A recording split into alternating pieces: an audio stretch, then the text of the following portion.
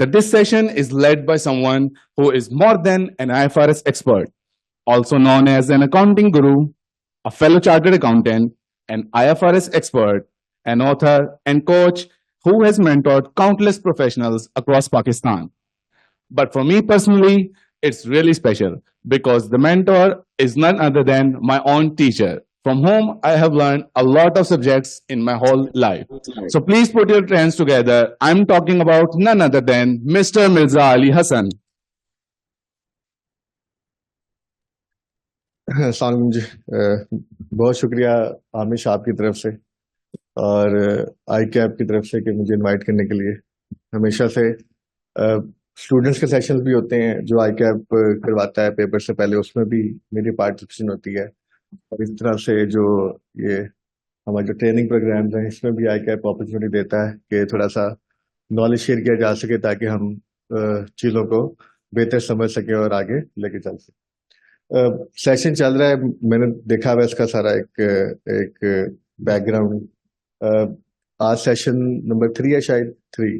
तो इसमें जो मुझे 2 आईएएस डिस्कशन के लिए आपसे इंफॉर्मेशन नॉलेज का शेयर करने की कहा गया, that is IAS 37 and IAS 19। तो एक समरी सी बनाई हुई है ताकि जो गिवन टाइम है, ज़रा वैसे तो डिटेल में जाएंगे तो बहुत ज़्यादा इस पर बात हो सकती है, लेकिन एक गिवन टाइम में जितना हम इसको एक अच्छे तरीके से डिस्कस कर सकते हैं, इसके लिए एक स्लाइड वगैरह बनेगी आपके लिए ताकि इससे हम स्टार्ट करते हैं। IAS 37 मेनली 2 चीज़ों को डिस्कस करता है, प्रोविजंस एंड कंटीजेंसीज को डिस्कस करता है। और प्रोविजन का जो असल मकसद है ना, हम आप में से शायद कुछ मेंबर्स भी होंगे और कुछ नॉन मेंबर भी होंगे आई कैप के। हमारा जो प्रोविजन बनाने का ऑब्जेक्टिव क्या होता है, हम अक्सर थोड़ा सा मिसलीड हो जाते हैं और हम समझते हैं प्रोविजन का मतलब है कि हमने हमने जी लायबिलिटी बनानी है। प्रोविजन का बिल्कुल ये मकसद नहीं है। प्रोविजन का मकसद है असल में कट ऑफ। प्रोविजन का ऑब्जेक्टिव क्या है कि लायबिलिटी प्रोविजन तो बन रही होगी, बट कॉरेस्पॉन्डिंगली जो हमारा एक्सपेंस है ना, वो रेलिवेंट पीरियड में क्या हो जाए, रिकॉर्ड हो जाए। कट ऑफ, जिस पीरियड की ट्रांजेक्शन है, जिस पीरियड का एक्सपेंस है, उसी पीरियड में क्या हो जाए, रिकॉर्ड हो जाए। सबसे बड़ा ऑब्जेक्टिव ये है कि जो कट ऑफ के जो एक्सपेंस है उसी पीरियड में क्या होना चाहिए, रिकॉर्ड होना चाहिए। लेकिन हम जनरली कहते हैं जी, अपने ऑफिस वगैरह में भी और वैसे भी पढ़ते हुए पढ़ाते हुए, जी प्रोविजन का मतलब है जी लायबिलिटी रिकॉर्ड ने, बट प्रिसाइजली कॉरेस्पॉन्डिंग इफेक्ट हम उसको देखते हैं जो कि कहाँ जा रहा होता है आपका एक्सपेंस की शक्ल में, कि जिस पीरियड का एक्सपेंस है, जिस पीरियड की का वो इवेंट है, वो उसी पीरियड में क्या होना जाना चाहिए, रिकॉर्ड हो जाना चाहिए। प्रोविजन अगर हम आगे चलें, दूसरा जो एरिया इसमें है, जैसे मैंने कहा था कंटीजेंसीज का है। कंटीजेंसीज, कंटीजेंट लायबिलिटीज इसमें है वो प्रोविजन की एक कह लें एक इमेच्योर शक्ल है। जब प्रोविजन की सारी शर्तें पूरी ना हो तो हम कह सकते हैं कि वो कंटीजेंट लायबिलिटी है। उस पर भी आगे डिस्कशन करते हैं। एक समरी से बनाई हुई है इस पूरे आईएएस में क्या है। इफ्रिक 1 है। इफ्रिक 1 को तो मैं बस थोड़ा सा आपको एक्सप्लेन कर दूंगा, कुछ स्लाइड्स बनी हुई हैं वो आप देख लीजिएगा। IAS 37 में ये सारा एरिया कवर्ड है। इसमें फ्यूचर ऑपरेटिंग लॉसेस के बारे में डिस्कशन है, इसमें रीस्ट्रक्चरिंग के बारे में है, ऑनर्स कॉन्ट्रैक्ट के बारे में है, रीइंबर्समेंट के बारे में है, डेफिनेशन क्या है प्रोविजन की, रिकॉर्ड कब करना है, किस वैल्यू पे रिकॉर्ड करना है, सारा IAS 37 में एक्सप्लेन किया है। कोई भी अकाउंटिंग स्टैंडर्ड हो, हर अकाउंटिंग स्टैंडर्ड IAS हो, IFRS हो, हर IAS का एक फ्रेमवर्क है। पहले उसमें डेफिनेशंस होती हैं, फिर स्कोप होता है, उसके बाद रिकग्निशन क्राइटेरिया है, सब्सीक्वेंट इनिशियल मेजरमेंट क्या होगी, सब्सीक्वेंट मेजरमेंट क्या होगी, और आखिरी बात डिस्क्लोजर्स क्या होंगे। तो डेफिनेशन से हम स्टार्ट करते हैं हर IAS को। Definitions, then scope, then initial measurement, then subsequent measurement, and then eventually presentation and disclosure। Her IAS का ये फ्रेमवर्क है। अब किसी में सब्सीक्वेंट मेजरमेंट के बारे में ज्यादा बातें होती हैं, किसी में कम बातें होती हैं। चलो जी, आगे क्या जी हमारे पास, अगर हम देखें, सॉरी आवाज शायद चल नहीं रही है, आप बोलते हैं, वैसे मुझे आवाज आ रही है लेकिन चल नहीं रहा। जी जी।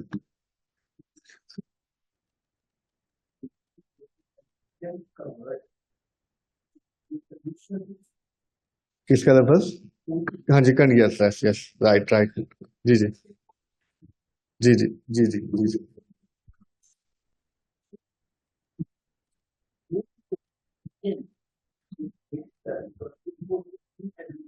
जी जी, बिल्कुल आप ठीक कह रहे हैं, राइट राइट।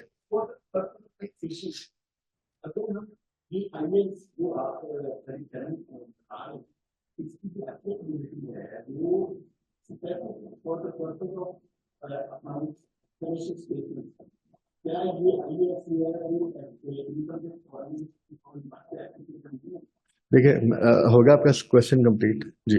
देखिए, जो अकाउंटिंग स्टैंडर्ड्स हैं और जो आईएफआरएस है ना, अ, वो फ्रेमवर्क है फॉर द, फ्रेमवर्क का मतलब है बेसिस है for preparation and presenting the financial statement. Accounting standard कह लें, अकाउंटिंग रूल्स कह लें। जो इनकम टैक्स है ना, आप आसान आसान लफ्जों में बोल रहा हूं मैं, आसान लफ्जों में इनकम टैक्सेशन के लिहाज से अगर आप फाइनेंशियल स्टेटमेंट बनाना चाहते हैं ना अगर, तो उसके जो आईएस हैं वो इनकम टैक्स ऑर्डिनेंस है, उससे उसके मुताबिक चलना है। तो ये जो भी हम पढ़ रहे हैं इसका ऑब्जेक्टिव सिर्फ और सिर्फ फाइनेंशियल स्टेटमेंट है। तो टैक्सेशन के रूल्स अलग हैं, हम फाइनेंशियल स्टेटमेंट आईएफआरएस के आईएस के मुताबिक बनाते हैं। उसके बाद जो हमारी इनकम टैक्सेशन की लायबिलिटी होती है उसकी डिटर्मिनेशन इनकम टैक्सेशन रूल्स के मुताबिक होती है।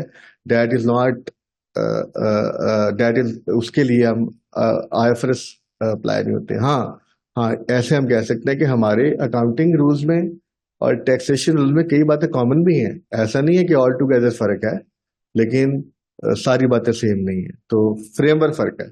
अगर आपने फाइनेंशियल स्टेटमेंट बनानी है तो उसका फ्रेमवर्क है आईएफआरएस। अगर आपने इनकम टैक्स की अपनी कंप्यूटेशन करनी है तो उसका फ्रेमवर्क है इनकम टैक्स ऑर्डिनेंस। तो अभी जो भी हम डिस्कशन करेंगे ये फाइनेंशियल स्टेटमेंट और आईएफआरएस के एतबार से होगी, इसमें टैक्सेशन का कोई जिक्र नहीं होगा। ठीक है, हमने अकाउंटिंग या फाइनेंशियल स्टेटमेंट करनी है आईएफआरएस के मुताबिक, हमारे मुताबिक वही किताब है, बस हमने उसे फॉलो करना है। ठीक है, और जब इनकम टैक्सेशन की बात होगी तो उसके लिए इनकम टैक्स ऑर्डिनेंस किताब है, वो फॉलो होगी। डिफरेंसेस हैं और वो रहेंगे, और उसके लिए हमारे लिए एक लैदा आईएएस है, इसका नाम है IS 12, जो हमें बताता है कि इन डिफरेंस की भी हमने काउंटिंग क्या करनी है। चलें, ठीक है जी, थैंक यू। अच्छा जी, प्रवीण क्या है जी? अगर हम आगे चलें जी, चलिए जी, थोड़ा सा कुछ हमारा जूम आउट हो गया कुछ, इसको थोड़ा सा कर दीजिएगा, जरा जूम आउट कर दें। Thank you. प्रोवियन क्या है जी? Provision is a liability of uncertain timing और अमाउंट। प्रोवियन की अपनी जो डेफिनेशन है उसमें भी लायबिलिटी की डेफिनेशन शामिल है। तो अगर हम देखें तो लायबिलिटी की डेफिनेशन क्या है, अगेन कुछ को पता ही होगा, आपको सबको भी पता हो सकता है। लायबिलिटी क्या है जी? या present obligation as result of past event, और उसकी वजह से कोई आपके इकोनॉमिक बेनिफिट्स का आउटफ्लो होगा। तो प्रोवियन की डेफिनेशन में या प्रोवियन में ये सब शर्तें अवेलेबल, लेकिन एक एडिशनल चीज क्या आ गई, अनसर्टेन टाइमिंग और अमाउंट। तो जितनी भी हमारी लाइबिलिटीज हैं वो प्रोवियन तब बनती हैं जब उसमें लाइबिलिटी वाले फीचर तो सारे हों, लेकिन साथ उसमें क्या हो, या हमें ये ना पता हो कि हमने कितने पैसे देने हैं, या अगर पैसे पता है कितने देने हैं लेकिन ये ना पता हो कब देने हैं, उसे कहते हैं प्रोवियन। जैसे यहाँ पे आईएएस में भी 2-3 पैराग्राफ लिखे हुए हैं जो ओरिजिनल आईएफआरएस है, कि ट्रेड पेबल्स के बारे में बताया गया है कि वो प्रोवियन नहीं है। अक्रूवल्स के बारे में बताया गया है कि वो प्रोवियन नहीं, क्यों नहीं है? ट्रेड पेबल्स जो होते हैं हमारे, उसमें टाइमिंग एंड अमाउंट क्या होती है, नोन होती है।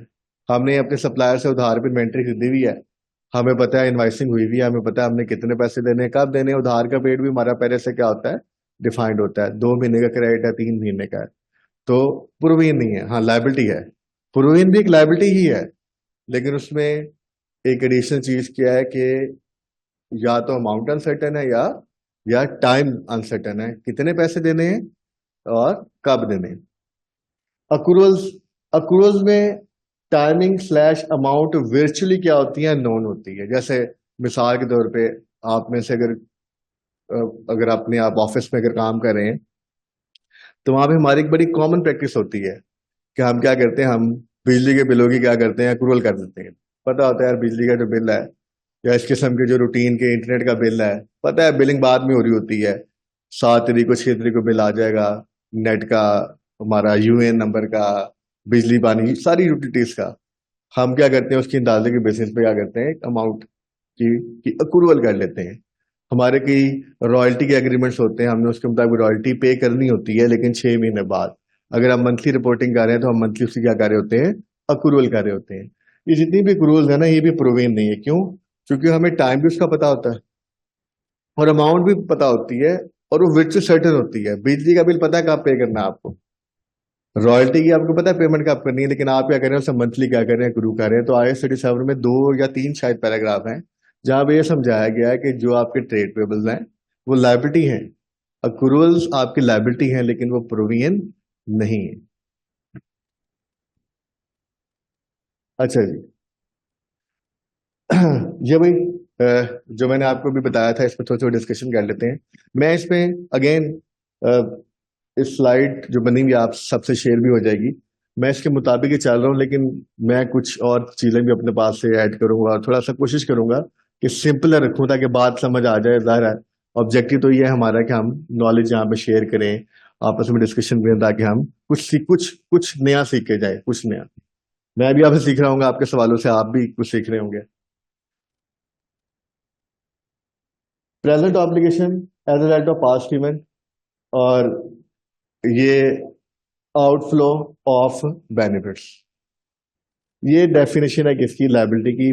प्रेजेंट ऑब्लिगेशन है, पास्ट इवेंट है, और इकोनॉमिक बेनिफिट का आउटफ्लो प्रोबेबल है। ये डेफिनेशन हमने बोली है अभी, किसकी है, लायबिलिटी की। प्रेजेंट ऑब्लिगेशन, पास्ट इवेंट, और आउटफ्लो के चांसेस क्या हैं, प्रोबेबल। अब प्रोविजन को रिकॉर्ड करने का क्राइटेरिया क्या है, वो कौन सी शर्तें होंगी।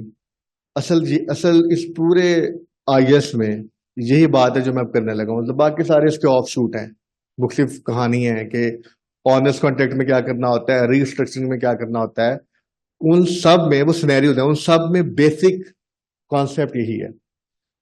वो कौन सी कंडीशंस हैं, वो कौन सी क्राइटेरिया हैं जो फुलफिल हो जाएं ईयर एंड से पहले, तो हमें उसकी प्रोविजन, या मंथ एंड से पहले हमें उसकी प्रोविजन बना लेनी चाहिए। प्रोविजन का क्राइटेरिया क्या है जी? पहली शर्त है, ईयर एंड से पहले, मंथ एंड से पहले आपकी प्रेजेंट ऑब्लिगेशन होनी चाहिए। Obligation should be present. दूसरी बात, वो किसी पास्ट इवेंट से ट्रिगर होनी चाहिए, कोई माजी में इवेंट हुआ होगा जिसकी वजह से वो एक ऑब्लिगेशन प्रेजेंट है। प्रेजेंट का मतलब एग्जिस्ट है। और आउटफ्लो के चांसेस क्या हैं, प्रोबेबल। प्रोबेबल की डेफिनेशन वैसे तो है likely to occur then not to occur. किसी इवेंट के होने के चांसेस उसके ना होने से ज्यादा हैं, लेकिन आसान लफ्ज में हम कहते हैं कि जब किसी भी इवेंट के होने के चांसेस 50% ज्यादा हो तो हम कहते हैं प्रोबेबल है। बट डेफिनेशन क्या है, likely to occur, occur happen होने के चांसेस ना होने से ज्यादा है, ठीक है। बट आसान लफ्जों में 50%। तो प्रोविजन को हम रिकॉर्ड कब करेंगे? पहली बात, प्रेजेंट ऑब्लिगेशन होनी चाहिए, किसी पास्ट इवेंट से वो ट्रिगर होनी चाहिए। तीसरी बात, आउटफ्लो के चांसेस प्रोबेबल होने चाहिए। चौथी बात, रिलायबल एस्टिमेट। क्योंकि प्रोविजन है ना, या तो अमाउंट अनसर्टेन होगी या उसकी टाइमिंग अनसर्टेन होगी, तो हमें उसके लिए क्या करना पड़ेगा, एक अंदाजा, एक एस्टिमेट लगाना पड़ेगा, और जिसकी बेसिस पे हमें एक अमाउंट की क्वांटिफिकेशन करनी पड़ेगी, अमाउंट कैलकुलेट करनी पड़ेगी अंदाजे की बेसिस पे। ईयर एंड से पहले इस 4 शर्तें पूरी हो जाएं, present obligation, past event, outflow probable, और चौथी शर्त क्या है जी, के रिलायबल एस्टिमेट, तो हम क्या कर सकते हैं, हम प्रोविजन बना सकते हैं। This is the criteria for recognition of provision. Provision को रिकॉर्ड करने का क्राइटेरिया। जी जी।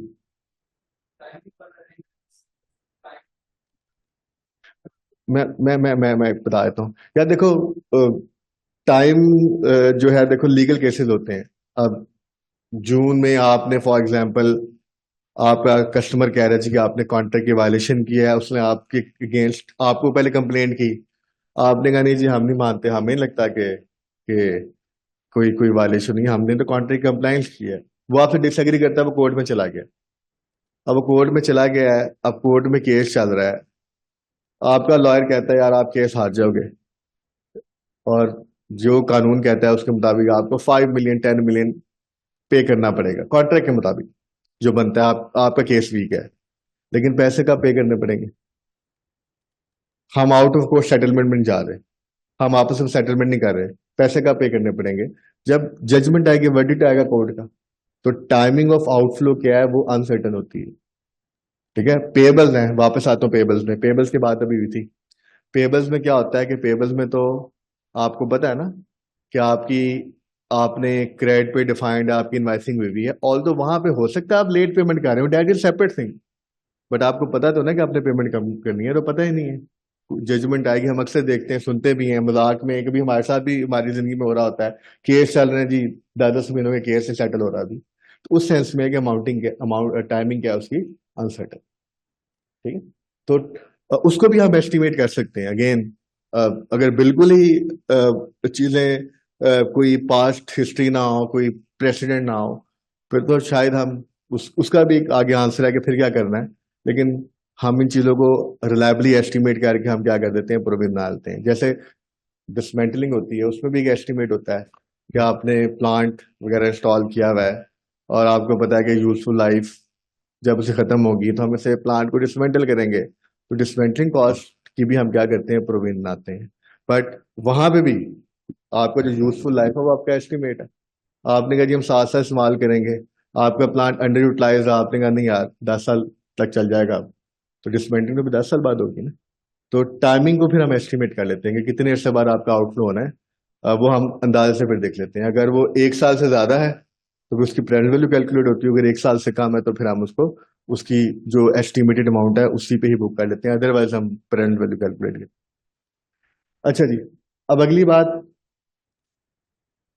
ऑब्लिगेशन प्रेजेंट है। प्रेजेंट का मतलब है ऑब्लिगेशन एग्जिस्ट करती है। एक बढ़िया बात बोलने लगाऊं, ऑब्लिगेशन एग्जिस्ट तब करती है जब वो अनअवॉइडेबल, जो चीज जो अवॉइड हो सके ना वो ऑब्लिगेशन ही नहीं होती।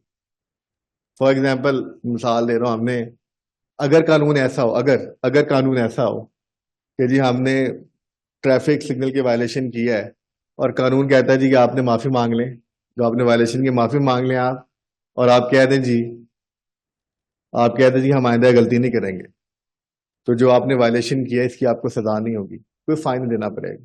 अगर कानून ऐसा है तो ये ऑब्लिगेशन नहीं है, बिकॉज ये ऑब्लिगेशन अवॉइडेबल है, आपने माफी मांगनी है और वादा करना है कि हम आगे गलती नहीं करेंगे, तो इसकी सजा माफ है जो गलती की है। अगर कानून ऐसा है तो ये ऑब्लिगेशन नहीं है, क्योंकि ऑब्लिगेशन शुड बी अनअवॉइडेबल, जो अवॉइड हो जाए वो ऑब्लिगेशन ही नहीं होती। इसमें भी IS 37 में पूरा पैराग्राफ लिखा हुआ है, 2 शायद पैराग्राफ हैं if I am not wrong, जिसमें सारा एक्सप्लेन किया हुआ है कि ऑब्लिगेशन आप ये किसी भी फ्यूचर एक्शन से अगर अवॉइड हो जाए ना, किसी भी फ्यूचर एक्शन से अवॉइड हो जाए तो वो ऑब्लिगेशन है ही नहीं, it should be unavoidable. IS ने मिसाल दी है, मैंने तो आपको ट्रैफिक सिग्नल की मिसाल दी है भी, IS ने मिसाल दी है लैंड कंटेमिनेशन की। उसने कहा जी आपकी मिसाल, आपकी फैक्ट्री के सेक्टर गुजरते हैं, वैसे केमिकल गिरता है, जमीन लैंड कंटेमिनेट गंदी कर रहे हैं आप, लेकिन कानून कहता है जी कि अगर आप वादा कर लेंगे नेक्स्ट टाइम ऐसा नहीं होगा, तो तो और आप फिर आपको कोई सजा नहीं है इस जुर्म की, अगर ऐसा है तो ये तो ऑब्लिगेशन अवॉइडेबल है। तो ऑब्लिगेशन शुड बी अनअवॉइडेबल, किसी भी फ्यूचर एक्शन से आपकी ऑब्लिगेशन अवॉइड ही नहीं होनी चाहिए। तो प्रेजेंट ऑब्लिगेशन का मतलब है एग्जिस्ट करे और वो ऑब्लिगेशन क्या हो, अनअवॉइडेबल हो। पहली बात, ऑब्लिगेशन दो होती हैं बस IS 37 के मुताबिक, there two obligation, one is legal, second is constructive. Legal obligation क्या है, या तो वो किसी कानून लॉ की वजह से अराइज होती है, क्रिएट होती है लीगल ऑब्लिगेशन। लीगल ऑब्लिगेशन के 2 हिस्से, लीगल ऑब्लिगेशन के 2 हिस्से, हाँ दोनों लिखे हुए हैं, लीगल ऑब्लिगेशन, कंस्ट्रक्टिव। लीगल के 2 हिस्से हैं। लीगल ऑब्लिगेशन 2 वजूहात से क्रिएट हो सकती है, एक कानून, दूसरा कोई आपका कॉन्ट्रैक्ट, आपका कस्टमर, सप्लायर, बैंक, गवर्नमेंट, ढेर सारे लोगों के साथ कॉन्ट्रैक्ट होता है। अगर आपने किसी उस कॉन्ट्रैक्ट की वायलेशन की है, दूसरी पार्टी को लगता है कि आपने वायलेशन की है, और उसकी वजह से कोई ऑब्लिगेशन क्रिएट हो रही है तो वो लीगल ऑब्लिगेशन है, या आपने किसी कानून की वायलेशन की है उसकी वजह से कोई ऑब्लिगेशन क्रिएट हुई तो वो लीगल ऑब्लिगेशन। दूसरा लफ्ज है कंस्ट्रक्टिव ऑब्लिगेशन। ये बड़ा इंटरेस्टिंग कॉन्सेप्ट है। आईएएस के मुताबिक ये भी ऑब्लिगेशन है, शायद हमारे लेन में हो कि यार ये तो ऑब्लिगेशन नहीं है, लेकिन ये भी ऑब्लिगेशन है। कंस्ट्रक्टिव ऑब्लिगेशन क्या है? कंस्ट्रक्टिव ऑब्लिगेशन में तीन बातें हैं।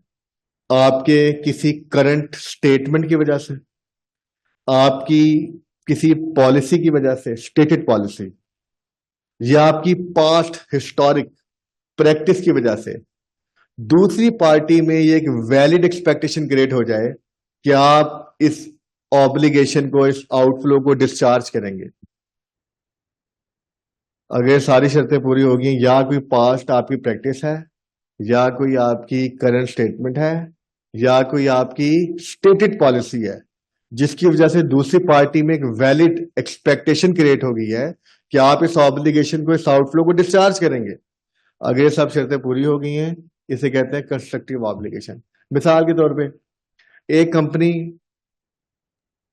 कोई पॉलिसी नहीं है, कोई स्टेटमेंट उसने नहीं दी, उसकी पिछले 25 साल से जब से वो बनी है उसकी एक पास्ट प्रैक्टिस है कि हम हर साल अपने एम्प्लॉयज को ईद पे बोनस दिया करेंगे, एक सैलरी। कोई पॉलिसी नहीं लिखी हुई एचआर मैनुअल में, कोई ऑफर लेटर में पॉलिसी नहीं लिखी हुई कि आपको बेनिफिट आइए, लेकिन 25 साल से, 20 साल से कंपनी हर साल कर रही है। आपको इस बोनस के पे करने की प्रोविजन बनानी पड़ेगी। आपने लैंड कंटेमिनेट कर दी, जमीन खराब, केमिकल, आपकी फैक्ट्री से ट्रक केमिकल लेके गुजरते हैं, उससे एनवायरमेंट खराब हो रहा है। कोई कानून में सजा नहीं है, कोई कानून में सजा नहीं है कि आपको सजा मिलेगी। कानून में ये भी नहीं लिखा हुआ कि आपने इसकी सफाई सुफाई करवानी है, कुछ भी नहीं है। आपने खुद अनाउंस कर दिया, प्रेस कॉन्फ्रेंस कर दिया, जी हम सफाई इसी कराएंगे, जी कॉर्पोरेट सोशल रिस्पॉन्सिबिलिटी निभाते हुए हम सफाई करवाएंगे। अब आपने ये कह दिया, ये कंस्ट्रक्टिव ऑब्लिगेशन। किसी स्टेटेड पॉलिसी, किसी करंट स्टेटमेंट, या किसी पास्ट प्रैक्टिस की वजह से अगर दूसरी पार्टी में, अदर पार्टी में वैलिड एक्सपेक्टेशन क्रिएट हो गई है कि आप इस ऑब्लिगेशन को डिस्चार्ज करेंगे, आउटफ्लो को डिस्चार्ज करेंगे, तो ये क्या है? कंस्ट्रक्टिव ऑब्लिगेशन है। तो ऑब्लिगेशन या तो लीगल होती है, कंस्ट्रक्टिव होती है। लीगल में कानून की वजह से हो सकती है, कॉन्ट्रैक्ट की वजह से होती है। तो ये रेंट से पहले अगर ऑब्लिगेशन प्रेजेंट है, मतलब अनअवेलेबल है। दूसरी बात, आउटफ्लो के चांसेस प्रोबेबल हैं। तीसरी बात, पास्ट इवेंट कोई हुआ होगा ना, जैसे मैं मिसाल अभी दे रहा था कि लैंड कंटेमिनेशन हुई है, एक इवेंट है, कोई इवेंट हुआ होगा, पास्ट इवेंट होना चाहिए। और चौथी बात, रिलायबल एस्टीमेट। अगर सब शर्तें पूरी हो रही हैं ये रेंट से पहले, तो हम प्रोविजन बना देंगे। अगर इनमें से कोई भी एक शर्त मंथ एंड ईयर एंड से पहले नहीं हो रही, तो उस पीरियड में, काउंटिंग पीरियड में, हम कोई प्रोविजन रिकॉर्ड नहीं करेंगे। जी जी, नहीं प्रोविजन नहीं बनेगी। ये इसको सेट कर दीजिएगा प्लीज। उसको आपको क्या देना चाहिए थोड़ा, क्या देना?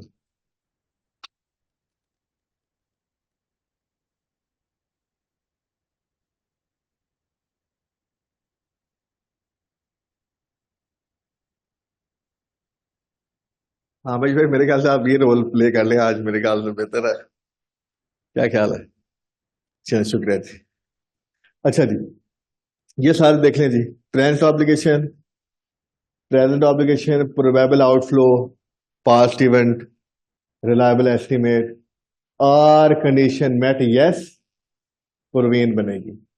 अगर सारी कंडीशन मीट नहीं हो रही तो हम क्या करेंगे? या तो हम कंडीजन लायबिलिटी रिकॉर्ड करेंगे, या कुछ नहीं करेंगे। इस पर कंटीजेंसी में फिर आगे जाके बात करता हूं कि कंटीजेंट लायबिलिटी का अपना क्या क्राइटेरिया है। आसान लफ्जों में, अगर इनमें से सारी शर्तें पूरी होंगी तो प्रोविजन बनेगी, नहीं पूरी होगी तो प्रोविजन नहीं बनेगी। फिर वो कंटीजेंट लायबिलिटी होगी नहीं होगी, that is a separate question. अच्छा जी, इसमें एक और बेसिक बात, ये या इसको भी थोड़ा सा कर देना। इसमें एक थोड़ी सी गहरी बात है, मैं बता देता हूँ, थोड़ा सा बता देता हूँ तो बेहतर है। असल जो चीज है ना, जो प्रैक्टिकली भी हम चैलेंज फेस करते हैं, या अगर आप किसी एग्जामिनेशन में जा रहे हैं तो वहां पे भी आप एक चैलेंज फेस करते हैं, वो है वो है आपका पास्ट इवेंट। असल पॉइंट क्या है? असल पॉइंट ये है कि वो इवेंट आपने असल में ना, प्रैक्टिकली वो इवेंट ढूंढना होता है। इवेंट तो कई होते हैं, जैसे मिसाल के तौर पे आपने ट्रैफिक सिग्नल वायलेट किया, ये इवेंट है, इवेंट है। अगला इवेंट क्या है जी? आपको घर पे या ऑफिस में या उसका नोटिस चलान आया, अगला इवेंट क्या है जी? ये भी इवेंट है। अगला इवेंट क्या है जी? कि आपने उसकी पेमेंट कर दी, ये भी एक इवेंट है। असल जो गहरी चीज है ना, जो कि हमें प्रैक्टिकली हम फेस करते हैं इस चीज को, जब भी किसी कोई सिनेरियो हमारे सामने आता है, वो ये है कि वो कौन सा इवेंट है इन सब इवेंट में से, वो कौन सा इवेंट है जिसने अनअवॉइडेबल ऑब्लिगेशन को क्रिएट किया। अगर वो event month and year and से पहले हुआ है तो प्रोविजन क्रिएट होगी। ये बात कनेक्टेड है प्रेजेंट ऑब्लिगेशन के साथ ही। मैं आपको मिसाल देता हूं, बल्कि आप लोगों से पूछता हूं, आप लोग बताएं। ये भी IAS 37 में लिखा हुआ है, मैं कोशिश करूंगा भिजवा दूंगा। ओरिजिनल मैं आपको IAS पे भिजवा दूंगा, जो PDF में है ना, जो लेटेस्ट है वो मैं भिजवा दूंगा। अभी तो नहीं है मेरे पास, मतलब लैपटॉप में है अभी, राइट नाउ नहीं है, वो भिजवा दूंगा। उसको भी आप देखिएगा, आप अपने पास। IAS 37 में मिसाल दी हुई है, जो मैं बात अभी कर रहा हूँ, वो कौन सा इवेंट है जो इस अनअवॉइडेबल ऑब्लिगेशन को क्रिएट करता है? मिसाल है जी, डिसमेंटलिंग कॉस्ट। आप सबको पता ही है, हम डिसमेंटलिंग कॉस्ट की प्रोविजन बनाते हैं। डिसमेंटलिंग क्या होती है? हमने आज प्लांट खरीदा है, इंस्टॉल कर दिया है, प्लांट चला रहे हैं, डिसमेंटल करना है 10 साल के बाद। जो 10 साल बाद डिसमेंटल करना है ना, उसकी हम कॉस्ट एस्टिमेट करते हैं, उसकी प्रेजेंट वैल्यू निकालते हैं और प्रोविजन बुक कर देते हैं। अब मेरा सवाल या डिस्कशन आपसे ये है कि वो कौन सा इवेंट है जिसने डिसमेंटलिंग कॉस्ट की ऑब्लिगेशन को क्रिएट किया है? मिसाल के तौर पर हमने प्लांट का ऑर्डर दिया, ये इवेंट है। प्लांट रिसीव हो गया, ये इवेंट है। प्लांट इंस्टॉल कर दिया, ये इवेंट है। प्लांट को यूज कर रहे हैं, ये इवेंट है। वो कौन सा इवेंट है जिसने डिसमेंटलिंग कॉस्ट की अनडिवाइडेबल ऑब्लिगेशन को क्रिएट किया? वो कौन सा इवेंट है? ऑर्डर देना, रिसीव होना, इंस्टॉल होना, यूज करना, वो कौन सा इवेंट है? यूज करना, इंस्टॉलेशन। इवन चलो यूज करना तो अगला स्टेप है, उसको भी चलो सब हम ठीक मान लेते हैं। प्लांट रिसीव हो गया। अक्सर जब हम सीख रहे होते हैं ना, या अगर हमें भूल गया है, हम रिवाइज कर रहे हैं, अक्सर हम कहते हैं जी प्लांट रिसीव होने पे जी हमारी, प्लांट रिसीव होना एक ऐसा इवेंट है जिससे हमारी डिसमेंटलिंग कॉस्ट की अनअवॉइडेबल ऑब्लिगेशन क्या हो गई है? क्रिएट हो गई है। एक सेकंड लीजिएगा।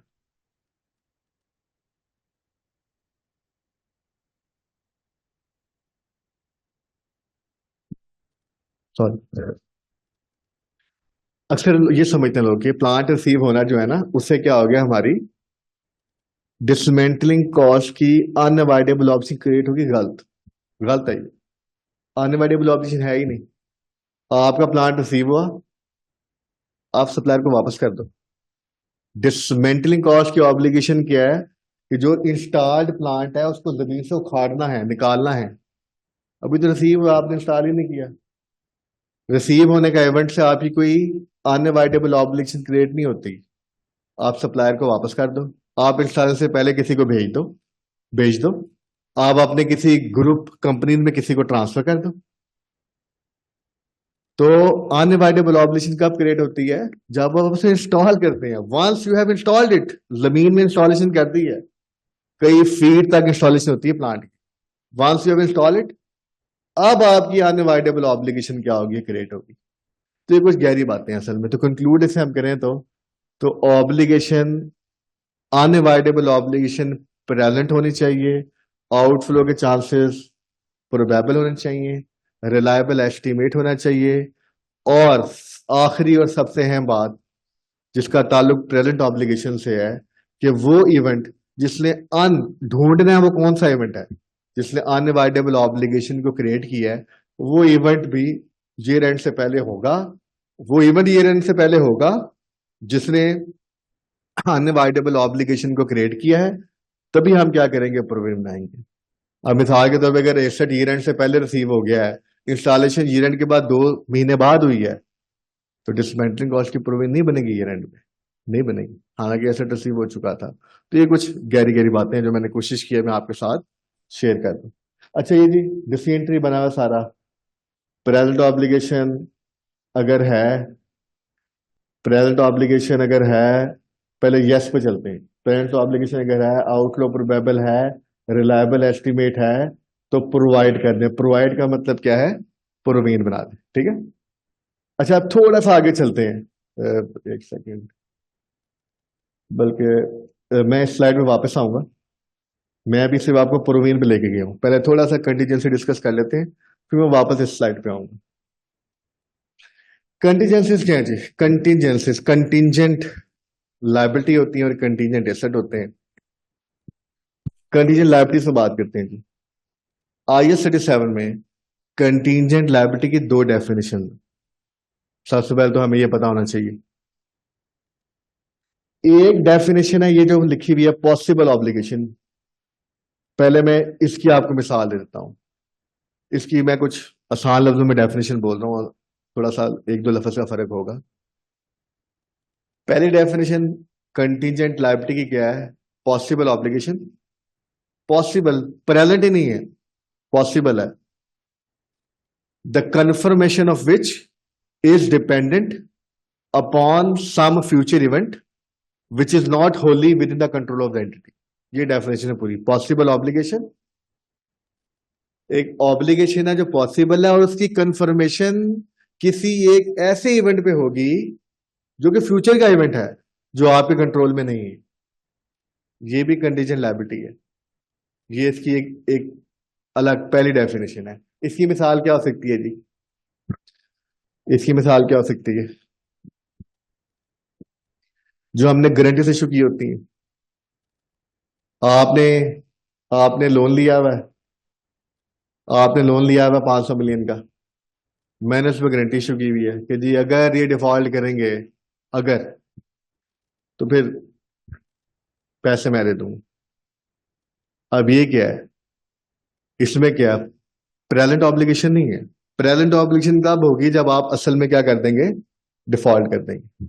अभी इन्होंने लोन लिया हुआ है, ये यूटिलाइजेशन कर रहे हैं लोन की, लोन वापस भी कर रहे हैं, लेकिन कॉन्ट्रैक्ट में लोन के एग्रीमेंट में क्या लिखा हुआ है कि अगर इन्होंने डिफॉल्ट किया तो पैसे मैं पे करूंगा। मैंने गारंटी दी हुई है इनकी बिहाफ पे। अब ये मेरी कंपनी में ये मेरी क्या है, ये कंटीजेंट लायबिलिटी है। कैसे, ऑब्लिगेशन प्रेजेंट नहीं है, पॉसिबल ऑब्लिगेशन। कंफर्मेशन किसकी होगी, इस ये लायबिलिटी कंफर्म कब होगी, upon future uncertain event. Future event के अनसर्टेन आप डिफॉल्ट करेंगे, विच is not wholly within the control of entity, और ये मेरे कंट्रोल में नहीं है। ऐसी कंटीजेंट लायबिलिटी के बारे में IAS क्या कहता है कि contingent liabilities are never recorded in the financial statement. जिसको आपने कंटीजेंट लायबिलिटी कह दिया वो रिकॉर्ड नहीं हो सकती। Provision are recorded, contingent liabilities are never recorded. Record का मतलब होता है डबल एंट्री होना, डेबिट क्रेडिट, कोई अमाउंट डेबिट क्रेडिट होना, नेवर रिकॉर्डेड। लेकिन अगला सवाल ये होता है कि कंटीजेंट लायबिलिटी को डिस्क्लोज करना है कि नहीं करना। कंटीजेंट लायबिलिटी को डिस्क्लोज कर भी सकते हैं, नहीं भी कर सकते। ऐसी कंटीजेंट लायबिलिटी के बारे में IAS कहता है कि इसको डिस्क्लोज कर दिया जाए, क्योंकि ऐसा मामला है जिसमें आपकी ऑब्लिगेशन बन सकती है। तो ये वाली जो डेफिनेशन है कंटीजेंट लायबिलिटी की, इसको हम फाइनेंशियल स्टेटमेंट में कंटीजेंसी एंड कमिटमेंट के नोट में क्या कर रहे होते हैं, डिस्क्लोज कर रहे होते हैं। दूसरी डेफिनेशन जी,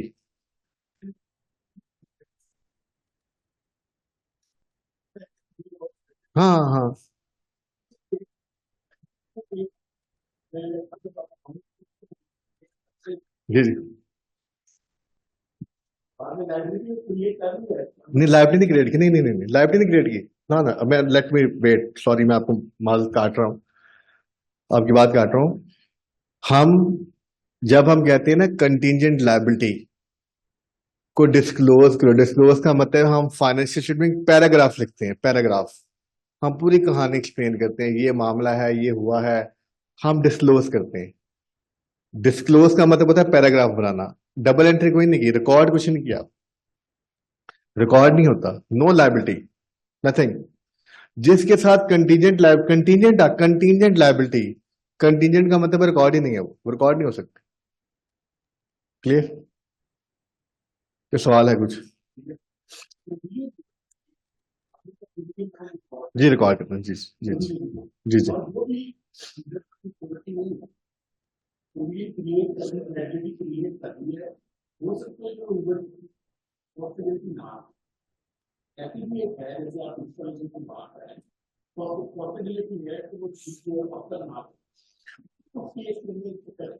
देखें देखें, मैं जो आपका सवाल समझाऊं, देखिए, प्रोवियंस लीगल केस की मिसाल लेते हैं, ज्यादा बेहतर है। प्रोवियंस रिकॉर्ड होती हैं, बट यस, वहां पे एक पॉसिबिलिटी होती है कि हो सकता है वो पे ऑफ ना हो, ये पॉसिबिलिटी रहती है। लेकिन हम उसको एक पैमाने से गुजार चुके होते हैं। प्रोवियन रिकॉर्ड करने का क्या पैमाना है? ऑब्लिगेशन प्रेजेंट है, हमने ऐसा कोई काम किया है जिसकी वजह से हमारी जिम्मेदारी बन रही है, एग्जिस्ट करती है। अनअवॉइडेबल ऑब्लिगेशन प्रेजेंट है। आउटफ्लो के चांसेस भी हमारा वकील कह रहा है 50% ज्यादा है। रिलायबल एस्टीमेट भी हम लगा रहे हैं, हाँ इतने पैसे और अब देने पड़ेंगे। जब ये सब कुछ हो रहा है, हम प्रोविजन रिकॉर्ड करेंगे, लेकिन चूंकि एस्टीमेट्स है ना, एस्टीमेट में ये चांसेस रहते हैं कि शायद ये पैसे कम ज्यादा या ना देने पड़े, ये चांसेस रहेंगे। हमारी काउंटिंग, अगर हम पूरे सारे आईएफआरएस देखें ना, अगर हम, हमारी आधी काउंटिंग तो जजमेंट्स में है। जजमेंट्स, आप आईएफआरएस 15 अगर आपने पढ़ा है, आईएफआरएस 15 में 70% तो जजमेंट्स और एस्टिमेट्स पे है, सारे अंदाजे पे है। अंदाजे इसलिए लगाए जाते हैं ताकि, देखो, ताकि कहीं यह ना हो ना कि आप कुछ रिकॉर्ड ही ना करें। और हमारे अंदाजों पे एक एक्सटर्नल चेक भी होता है ऑडिटर का। हम अपनी मर्जी के अंदाजे नहीं लगा सकते, अंदाजे रीजनेबल होंगे, जिसको एक आम समझदार शख्स समझेगा भी, हाँ यार अंदाजा वाकई पॉसिबल है। जी जी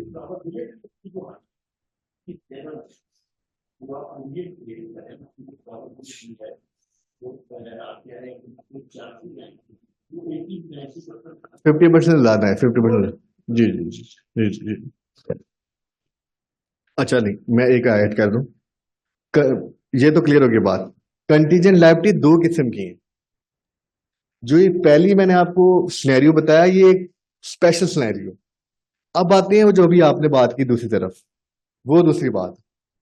दूसरी डेफिनेशन क्या है? Present obligation. प्रोविजन में क्या थी? प्रोविजन में भी क्या थी? ऑब्लिगेशन क्या थी? प्रेजेंट थी। यहां पे भी क्या प्रेजेंट है?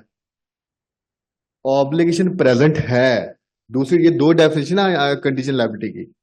दूसरी डेफिनेशन क्या है? ऑब्लिगेशन प्रेजेंट है, या तो आउटफ्लो के चांसेस प्रोबेबल नहीं है, 50% से कम है, या फिर रिलायबल एस्टिमेट नहीं है।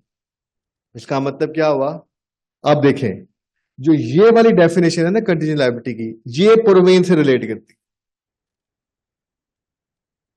अब हम कह सकते हैं कि जब प्रोविजन की सारी शर्तें पूरी ना होना, तो उसे क्या बोलते हैं? Contingent liability. ये वाली डेफिनेशन के मुताबिक ऑब्लिगेशन प्रेजेंट है, एस्टीमेट रिलायबल है, लेकिन आउटफ्लो प्रोबेबल नहीं है, तो प्रोविजन नहीं बन सकती। तो फिर क्या बनेगी? Contingent liability. एक और सिनेरियो बन सकता है, प्रेजेंट ऑब्लिगेशन है, आउटफ्लो प्रोबेबल है, लेकिन रिलायबल एस्टिमेट नहीं है, प्रोविजन नहीं बन सकती। ठीक है जी। तो अगर प्रेजेंट ऑब्लिगेशन हो, आउटफ्लो प्रोबेबल ना हो, या रिलायबल एस्टिमेट ना हो, तो फिर हम क्या करेंगे? हम हम प्रोविजन रिकॉर्ड नहीं करेंगे, इसको एज कंटीजेंट लायबिलिटी क्या कर देंगे, डिस्क्लोज कर देंगे। और डिस्क्लोज करने का मतलब होता है पैराग्राफ बना देना, कहानी पैराग्राफ की शक्ल में फाइनेंशियल स्टेटमेंट में लिख देना। ठीक है जी। तो कंटीजेंट लायबिलिटी की दो डेफिनेशन होगी, क्लोज करते हैं इस पॉइंट को। एक वो जो गारंटी वाली मैंने मिसाल दी, दूसरा क्या है, ऑब्लिगेशन प्रेजेंट हो, रिलायबल एस्टिमेट ना हो, या रिलायबल एस्टिमेट हो और आउटफ्लो प्रोबेबल ना हो। इन दोनों में से कोई एक चीज ना हो, ऑब्लिगेशन प्रेजेंट है। जैसे मैं लीगल केस की मिसाल लेता हूँ, आपके खिलाफ लीगल केस हुआ हुआ है, आपने एक वायलेशन की हुई है कॉन्ट्रैक्ट के मुताबिक या लॉ के मुताबिक, लेकिन आपका लॉयर कहता है यार आउटफ्लो के चांसेस ना 20-30% ज्यादा नहीं है, मुझे नहीं लगता जैसे केस चल रहा है हमें पैसे देने पड़ेंगे। अब प्रेजेंट ऑब्लिगेशन भी आप एस्टिमेट भी लगा सकते हैं कितने पैसे देने पड़ सकते हैं, लेकिन आउटफ्लो के चांसेस क्या है, प्रोबेबल नहीं है। तो इसमें हम क्या करेंगे, हम प्रोविजन रिकॉर्ड नहीं करेंगे, इसे कंटीजेंट लायबिलिटी क्या कर देंगे, डिस्क्लोज कर देंगे। कंटीजेंट एसेट क्या है जी, कंटीजेंट एसेट यही सिनेरियो है, लेकिन फर्क क्या है, अब आपने किसी के खिलाफ केस किया, आप आउटफ्लो नहीं होना, इनफ्लो की बात हो रही है।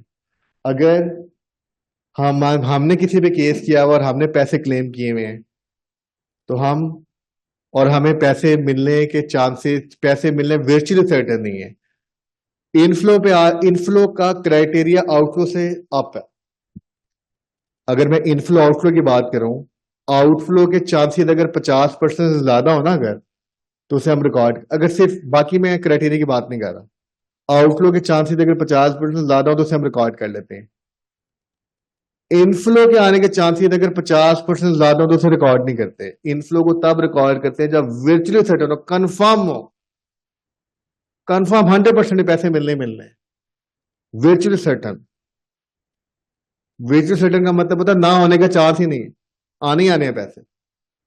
तो फिर हम क्या करेंगे, इसको एसेट रिकॉर्ड करेंगे।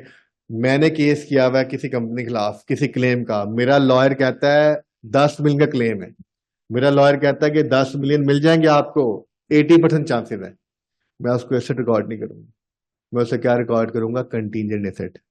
और यही केस अगर मेरे खिलाफ हुआ हो 10 मिलियन का, और वकील वकील कह दे जी कि 80% चांस है आपको पैसे देने पड़ेंगे, बाकी सब क्राइटेरिया मीट हो रहा है, प्रोविजन बनेगी।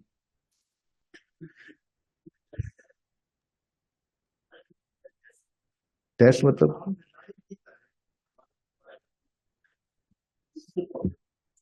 जी जी, हाँ जी, टेस्ट टेस्ट, जी जी जी जी जी जी जी जी। हम एक्सपर्ट नहीं है ना, देखें, हर हर किसी की अपनी डोमेन है। हमारा अगला जो टॉपिक है IS-19 है, वहां पे बात होगी एक्चुअरियल साइंसेस की। अब एक्चुअरियल साइंसेस जो एक्चुअरी है वो ज्यादा बेहतर एस्टिमेट बताता है, ऐसा हम तो नहीं कर सकते। अब ये IS-19 में आके मैं आपसे जाके बात करूंगा कि IS-19 में हम कुछ भी नहीं करते। हाँ जी जी, ये देखे ना वो तो नहीं, वो आप ठीक कह रहे हैं, वो आप ठीक है, देखें वो, देखें हम हमारा, अब मैं उस तरह से ऑडिट की फील्ड, मैं उस तरह से ऑडिट की फील्ड से नहीं हूँ, लेकिन ऑडिट में भी ये होता है कि आपने अपने एक्सपर्ट के पे रिलायंस करनी होती है, ऐसे ही जी कि नहीं, हमने एक्सपर्ट पे रिलायंस करनी होती है। तो अगर हमें भी, हमारा जो IS है वो ये कह रहा है कि जो एक्सपर्ट है आप उन पर रिलाय करें। अगर लीगल मैटर है तो हम लॉयर की ओपिनियन लेंगे, हमारी ओपिनियन, अगर अगर हमारी ओपिनियन लेनी है फिर तो की प्रोविजन बुक ही नहीं होगी। क्या ख्याल है, अगर मेरी कंपनी है और मेरी ही ओपिनियन देनी है तो मैं तो प्रोविजन बुक नहीं कर सकता फिर, मेरे ख्याल से तो मैं हमेशा केस जीतूंगा फिर, आउटलो के चांसेस तो फिर 20-30% ही होंगे मेरे ख्याल से। तो इसलिए जो एक्सपर्ट्स हैं वो ओपिनियन देते हैं, लीगल केस में लॉयर्स हैं, टैक्सेशन केस में टैक्सेशन के लोग एक्सपर्ट हैं, when it comes to IS-19 तो एक्चुअरीज हैं जो हमें वैल्यूएशन करके देते हैं, अकाउंटेंट्स से वैल्यूएशन करते हैं। हम we are not expert in that, हम हमारी IFRS की एक्सपर्टीज होती हैं।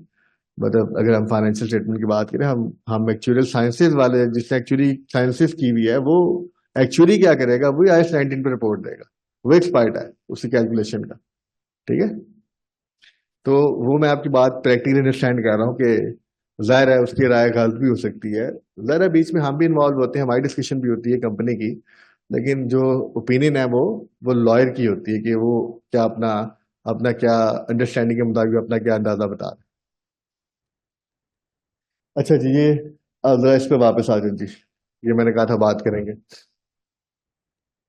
अच्छा जी, अब वो देख लें, प्रेजेंट ऑब्लिगेशन अगर हो, जो भी देखा था हमने कंडीशन लायबिलिटी की डेफिनेशन, प्रेजेंट ऑब्लिगेशन अगर हो, यस, यस, प्रेजेंट ऑब्लिगेशन तो यस पे आ जाए। आउटफ्लो, आउटफ्लो, रिमोट, रिमोट किसे बोलते हैं? जब आउटफ्लो के चांसेस 5% से भी क्या हो कम हो, रिमोट का मतलब होता है बहुत कम, रिमोट चांसेस है, बहुत कम चांसेस है। अगर आउटफ्लो के चांसेस रिमोट हैं, इसका मतलब है यस, तो आपने कंटीजेंट लायबिलिटी को डिस्क्लोज भी नहीं करना। इसका मतलब ये हो गया कि अगर कंटीजेंट लायबिलिटी जो है, कंटीजेंट लायबिलिटी कब होगी? जब आउटफ्लो के चांसेस क्या होंगे? अगर हम आसान बात करें 50% से कम होंगे। अगर आउटफ्लो के चांसेस 50% से कम है तो वो कंटीजेंट लायबिलिटी है, लेकिन उसके चांसेस अगर रिमोट हैं, 5% से भी कम है, तो उसको डिस्क्लोज भी नहीं करना। तो कंटीजेंट लायबिलिटी में भी नीचे दो लेयर्स बनती हैं कि कंटीजेंट लायबिलिटी को डिस्क्लोज करना है कि नहीं करना। अगर आउटफ्लो के चांसेस 5% से कम है तो डिस्क्लोज भी नहीं करना, और अगर 5% से ज्यादा है और 50% से कम है तो फिर डिस्क्लोज करना है, लेकिन कंटीजेंट लायबिलिटी कभी भी रिकॉर्ड नहीं हो।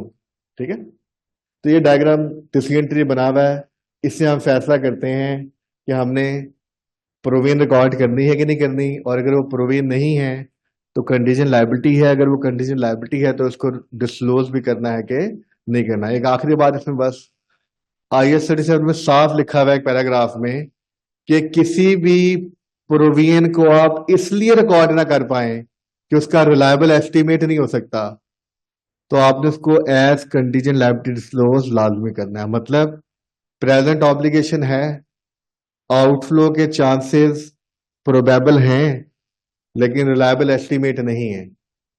इस सिनेरियो में IAS कहता है कि प्रोविजन तो नहीं बनेगी, शर्त पूरी नहीं हो रही, लेकिन आपने इसको ही नहीं देखना, आपने डिस्क्लोज लाजमी करना है। इसकी मिसाल क्या है?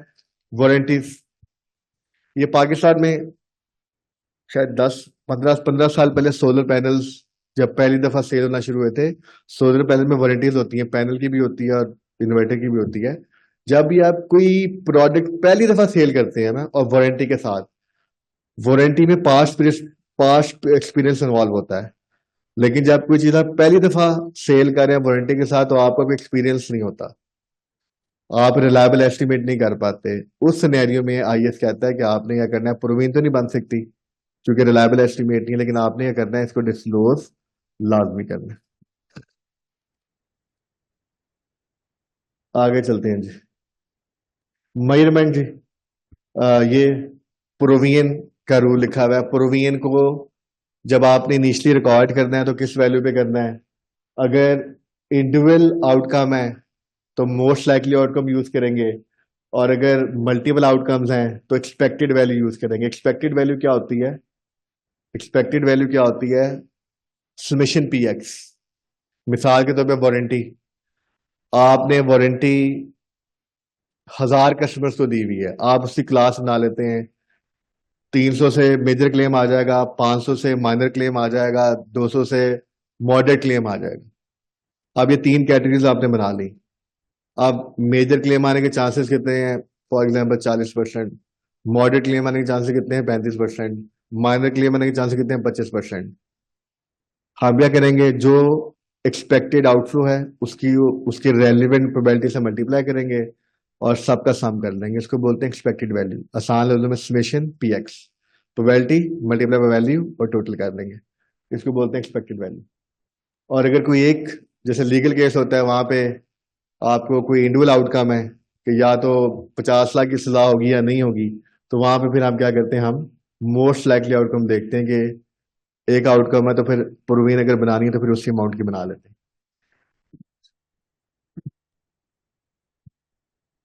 ये अकाउंटिंग ट्रीटमेंट है जी, ये थोड़ा सा इसको कर दीजिएगा।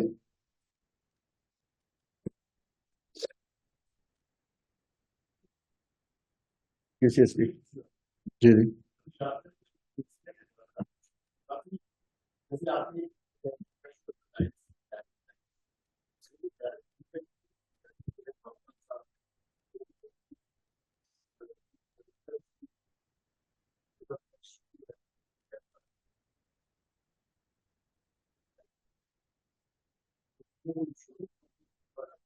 नहीं, इंश्योरेंस कंपनी का ना मॉडल थोड़ा फर्क होता है। इंश्योरेंस कंपनी री इंश्योरेंस में चल रही होती है। जी जी जी जी। इंश्योरेंस कंपनी, अगर आप में से किसी ने कभी एक्सपीरियंस किया है, काम किया, ऑडिट किया है कहीं पे, तो इंश्योरेंस कंपनी का मॉडल ही यही है। वो अपना प्रीमियम भी शेयर करते हैं और रिस्क भी शेयर करते हैं। एक कंपनी तो लोकल भी करते हैं, आप आउटसाइड पाकिस्तान भी करते हैं, री इंश्योरेंस पे चल रहा होता है। हाँ, उसके अलावा जो होता है उसकी फिर ज़्यादा प्रोविजन बनेगी, लेकिन जो उनका जो मेन मॉडल है वो शेयरिंग पे चल रहा होता है। प्रीमियम भी शेयर होता है, रिस्क भी, क्लेम सब शेयर होता है। अच्छा जी, अकाउंटिंग ट्रीटमेंट प्रोविजन का क्या है जी? आसान लफ्जों में अगर हम बात करें तो हर प्रोविजन की को जब हमने रिकॉर्ड करना है तो उसकी डबल एंट्री होगी, एक्सपेंस डेबिट और प्रोविजन लायबिलिटी क्रेडिट। लेकिन सिर्फ एक केस ऐसा है जिसमें एक्सपेंस डेबिट नहीं होता बल्कि एसेट डेबिट होता है। उसको बोलते हैं जब डिसमेंटलिंग कॉस्ट की आप प्रोविजन बुक करते हैं ना, तो वो एक्सपेंस डेबिट नहीं होती बल्कि एसेट में डेबिट होती है। IAS 16 में अगर आप जाके देखें तो वहां पे भी इनिशियल कॉस्ट पे डिफाइन किया गया है। IAS 16 में डिफाइन किया हुआ है कि इनिशियल कॉस्ट में क्या क्या आएगा। IAS 37 में लिखा हुआ है कि आपने प्रेजेंट वैल्यू कैलकुलेट करनी है। तो जब डिसमेंटलिंग कॉस्ट की प्रोविजन बुक होती है तो पहली बात वो प्रेजेंट वैल्यू में बुक होती है और दूसरी बात उसकी डबल एंट्री होती है, एसेट डेबिट और provision for dismantling cost credit. Dismantling cost के अलावा जितनी भी प्रोविजन है, जो मर्जी नाम ले लें, पेनल्टी की, कंपनसेशन की, वारंटी की, रीस्ट्रक्चरिंग की, ऑनर्स कॉन्ट्रैक्ट की, जो मर्जी सिनेरियो है, हर सिनेरियो में एक्सपेंस डेबिट, प्रोविजन क्रेडिट, और सिर्फ डिसमेंटलिंग कॉस्ट पे एसेट डेबिट और प्रोविजन क्रेडिट। अनवाइंडिंग में मैं बाद में बात करता हूँ। यूज ऑफ प्रोविजन, प्रोविजन को जब यूज करेंगे, यूज करने का मतलब होता है कि प्रोविजन जो बनी थी अब वो उसकी पेमेंट हो रही है। दो लफ्ज होते हैं, एक होता है प्रोविजन को यूज करना, एक होता है प्रोविजन को रिवर्स करना। प्रोविजन को यूज करने का मतलब है प्रोविजन पे ऑफ हो रही है, तो उसकी एंट्री क्या होगी? Liability debit, cashback credit.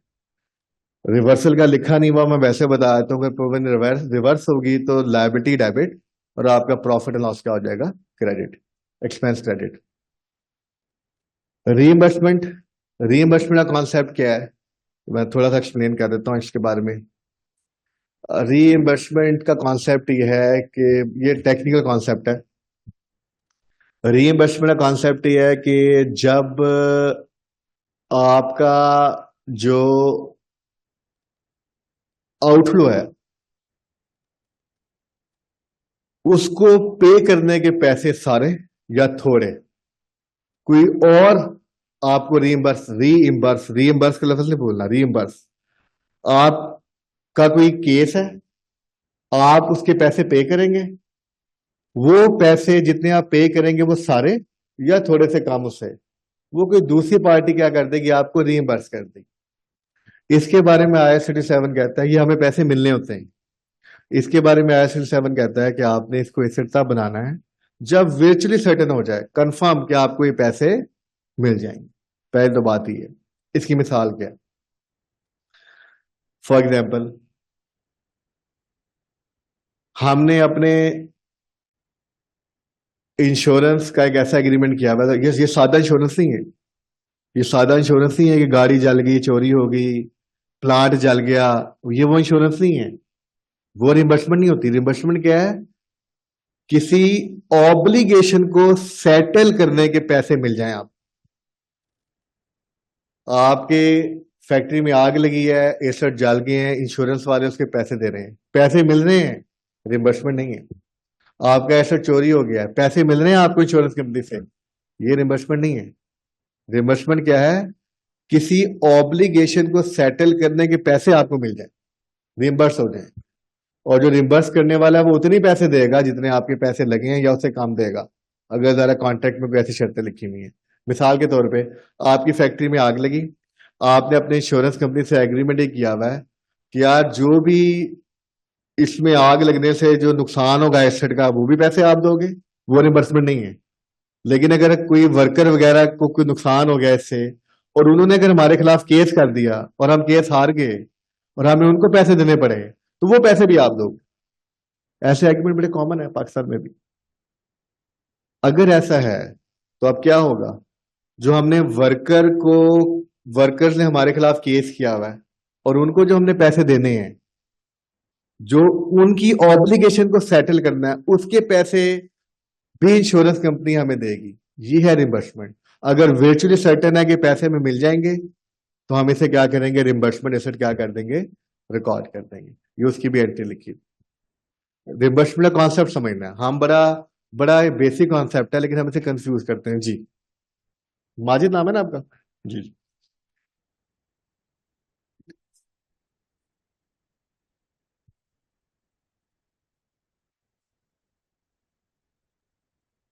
नहीं नहीं नहीं नहीं नहीं नहीं, प्रवीण नहीं। ये देखो, अब ऐसे तो नहीं हो सकता ना कि आपने सप्लायर से सामान खरीदा, आपने पेबल बुक किया और आपने इंश्योरेंस कंपनी से कहा यार पैसे आपने देने हैं। अगर ऐसी कोई डील है तो मेरी भी करा दो यार, हाँ भाई कारोबार हम भी शुरू कर लेते हैं, क्या ख्याल है? यानी ऐसे नहीं होगा, देखो ना, समझो। वो जो वर्कर है, वो जो उसको चोट पहुंची है, नुकसान पहुंचा है, स्ट्रेस पहुंचा है, वो उसके पैसे मांग रहा है आपसे। फैक्ट्री में आग लगी ना, कोई मसला हुआ है। बाटा कंपनी का शायद आपको पता हो, थोड़ी सी चले मैं बता देता हूँ। बाटा कंपनी में बड़ा कॉमन था, उनके हाथ कट जाते थे। वो वो मशीनों में ना, जब वो जूते बना रहे होते थे, बड़ा कॉमन था। उसमें अक्सर कुछ क्लॉजेज होती थी इसकी वजह से नहीं उनको मिलते थे, तो वो केस कर देते थे। तो वो केस, वो उस कंपनसेशन के पैसे हैं, उसके बदले आपको कुछ नहीं मिला। सप्लायर से तो चीजें मिली है ना, वो रिम्बर्समेंट में नहीं आएगा। इस किस्म का किसी प्रोविजन वाली ऑब्लिगेशन को सेटल करने के पैसे को आपको कोई रिम्बर्स कर दे, वो है रिम्बर्समेंट। एक और मिसाल है इसकी, अब आपने बात की, मैं आपको बता देता हूँ। फॉर एग्जाम्पल, मैं अपनी मिसाल है तो मैं आपसे सामान खरीदता हूँ। आसान एग्जाम्पल बना रहा हूँ, 3 महीने की वारंटी पे। मैं डिस्ट्रीब्यूटर हूँ, आपसे सामान खरीदता हूँ और आगे इनको सामान बेच देता हूँ 3 महीने की वारंटी पे। मैंने आपसे खरीदा वारंटी पे, इनको बेच दिया वारंटी पे। अब 3 महीने की वारंटी है बस। अब 3 महीने के अंदर अंदर इन सामान में कोई डिफेक्ट निकला है, ये मुझे क्लेम देंगे। मैंने इनको रिपेयर करके देना है, ये नहीं जानते आप, मैंने इनको रिपेयर करके देना है। तो इनको रिपेयर करने की प्रोविजन मैं बनाऊंगा, वो मेरी प्रोविजन है टुवर्ड्स हिम। लेकिन मैंने भी तो आपसे खरीदा है ना चीज को, उसके रिपेयर के पैसे मैं आपसे लूंगा। ये भी रिम्बर्समेंट है। वारंटी की रिपेयर, वारंटी क्या होती है, रिपेयर की होती है ना। वारंटी रिपेयर के पैसे जो मेरी ऑब्लिगेशन है वो आप देंगे, क्योंकि मैंने सामान आपसे खरीदा था। तो आसानी के लिए, अगर वर्चुअली सर्टन है कॉन्ट्रैक्ट के मुताबिक कि आप मुझे पैसे दे देंगे, फॉर वर्चुअली सर्टन है, तो मेरी किताबों में इनकी तरफ प्रोविजन आ रही होगी और आपसे क्या आ रहा होगा, रिम्बर्समेंट एसेट आ रहा। ये कॉन्सेप्ट अनवाइंडिंग पे भी। जी जी जी जी जी जी जी जी।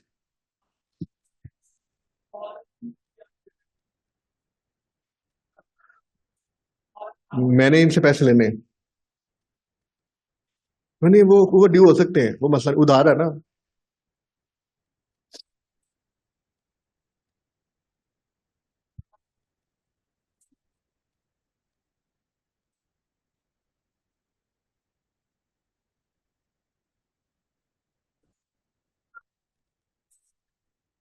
यार देखें, इस सिनेरियो में ना, देखें, अगेन डिस्प्यूट में जरा मेरी कंपनी की फाइनेंशियल स्टेटमेंट मर्जी तो मेरी चलेगी फिर, ठीक है।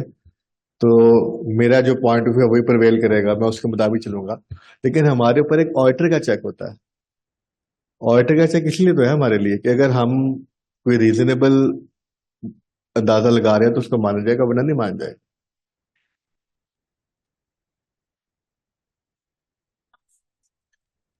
आपको सिनेरियो देखना पड़ेगा, आपको आपको हो सकता है कोई थर्ड पार्टी बीच में इन्वॉल्व करनी पड़ेगी, जो उस चीज की मैटर की एक्सपर्ट होगी, वो उस पर वैल्यूएशन देंगे अगर आप नहीं कर पा रहे तो। सम टाइम तो ये होता है ना, बड़े बड़े अपारेंट केस होते हैं और आप खुद भी जज कर सकते हैं, अगर नहीं तो आप किसी को इन्वॉल्व करेंगे थर्ड पार्टी। बिल्कुल आप करेंगे, क्योंकि देखे ना, हो सकता है मैं गलत भी हो सकता है मैं ठीक भी हो सकता हूँ, और हो सकता है मैं इंटेंशनली ऐसा कर रहा हूँ। तो वो तो मैटर ऑफ द केस पे देखना पड़ेगा।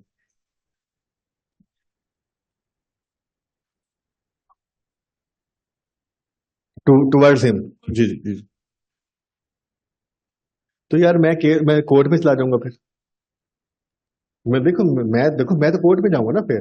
देखो, पहला पहला स्टेप होता है, अगर आप राइट पे हैं, एज पर द अरेंजमेंट आप राइट पे हैं, तो मैं तो सिर्फ कहूंगा भाई पैसे देने हैं तुमने। वो नहीं मान रहा, मैं क्या करूं अब? मैं कोर्ट केस में जाऊंगा ना फिर। तो कोर्ट केस में फिर कोर्ट केस चल रहा होगा, आप उस पर कंफर्मेशन मांग लोगे। जब आप कंफर्मेशन मांगोगे तो उस पर ओपिनियन दे देगा ना वो लॉयर, क्या वाकई पैसे। देखो, ये तो टॉपिक है ही जो हम डिस्कस कर रहे हैं, ये है ही अंदाजे पे। लेकिन आपका पेंडिंग है क्वेश्चन अभी, चले। हाँ हाँ हाँ, कोई बात नहीं, कोई बात। पैसे बढ़ा लो यार, इन्फ्लेशन बहुत होगी यार। 5 लाख कर लो यार, चलो।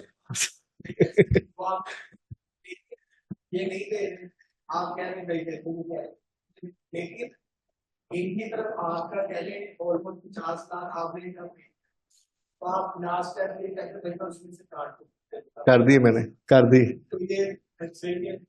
नहीं नहीं, मैंने देखो, नहीं नहीं बात फिर वहीं पे आ जाएगी, बात डिस्प्यूट पे जाएगी ना। वो मैंने तो कर दिया, बात है मैंने तो अपनी मर्जी कर दी। या मैं अपनी मर्जी पे अंदाजे से सेट बना लूं, मतलब अपनी मर्जी करके, एक मिनट ना, या मैं उसके पैसे नहीं पे करता, तो वो कोर्ट में चला जाएगा। नहीं नहीं, एक सेकंड, पहले ये सवाल इनका करने, फिर आप भी।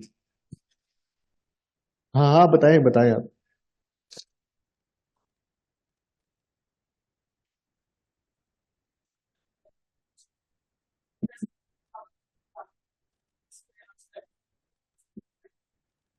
अच्छा, मैं एक चीज बता रहा हूँ इस पे, जो पहले ये जो कॉन्ट्रा होता है ना, ये म्यूचुअल कंसेंट से होता है। मैं एक चीज इसको हम ऑफ सेटिंग भी कहते हैं आईएस में। ये एक म्यूचुअल कंसेंट से होता है, वैसे नहीं हम कर सकते। मतलब लड़ाई छोड़ें, डिस्प्यूट छोड़ें, हम दो वो हम मैं कहता हूँ 5 लाख मैंने उसे लेने हैं, वो कहता है मेरे 5 लाख देने हैं आपके, तब भी मैं खुद से बैलेंस नहीं नेट कर सकता, हमें दोनों को एग्री होना पड़ेगा। नहीं, पहले हम सब वो क्लियर कर लेना। मैं अपनी मर्जी से कॉन्ट्रा नहीं कर सकता। हम दोनों कंसेंट हो गए, ऐसे कंसेंट लेटर जाता है एक दूसरे को, दोनों अपनी बैलेंस किताबों में जो एंट्री करते हैं, दोनों करेंगे एंट्री। ठीक है, तो अब वापस कॉन्ट्रा नहीं हो सकता। वो मैं जो कर रहा हूं, मैं गलत कर रहा हूं। अगर मैं कर रहा हूं, मैं गलत हूं। Contra should be with the consent of the other party.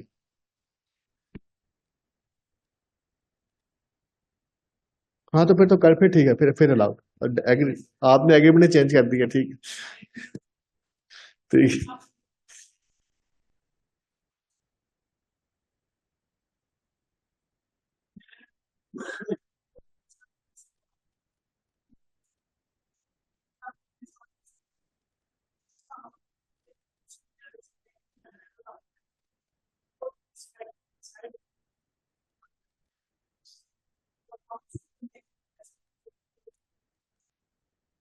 नहीं, कंडीनेशन का मतलब विचु सर्टन तो नहीं है ना।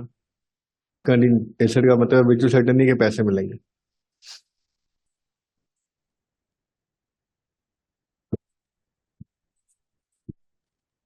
बिल्कुल कर सकते हैं, मैं ये कह रहा हूँ हम कर सकते हैं। अगेन हमें देखना पड़ेगा कि सिचुएशन क्या है। अगर मामला इतना गंभीर है, कह लो कि वर्चुअल सेटल नहीं बन पा रहा, तो आप जब एज ऑडिटर चेक करेंगे तो आप कहेंगे भाई नहीं, ना बनाओ, डिस्क्लोज कर दो। बिल्कुल, ये तो अगेन ये सारा तो सिचुएशन ऑफ या मैटर ऑफ द फैक्ट देखना पड़ेगा। ये चीज मैं पॉसिबल है, क्योंकि आपने एग्रीमेंट में भी क्या चीज लिखी हुई है, नेट कर सकते हैं, तो बिल्कुल पॉसिबल है। तो वो हमारी इस फील्ड की खूबसूरती है कि हर सिनेरियो एक डिफरेंट सिनेरियो होता है, हमें उस पर एक डिफरेंट तरीके से माइंड अप्लाई करना पड़ता है। जी सर।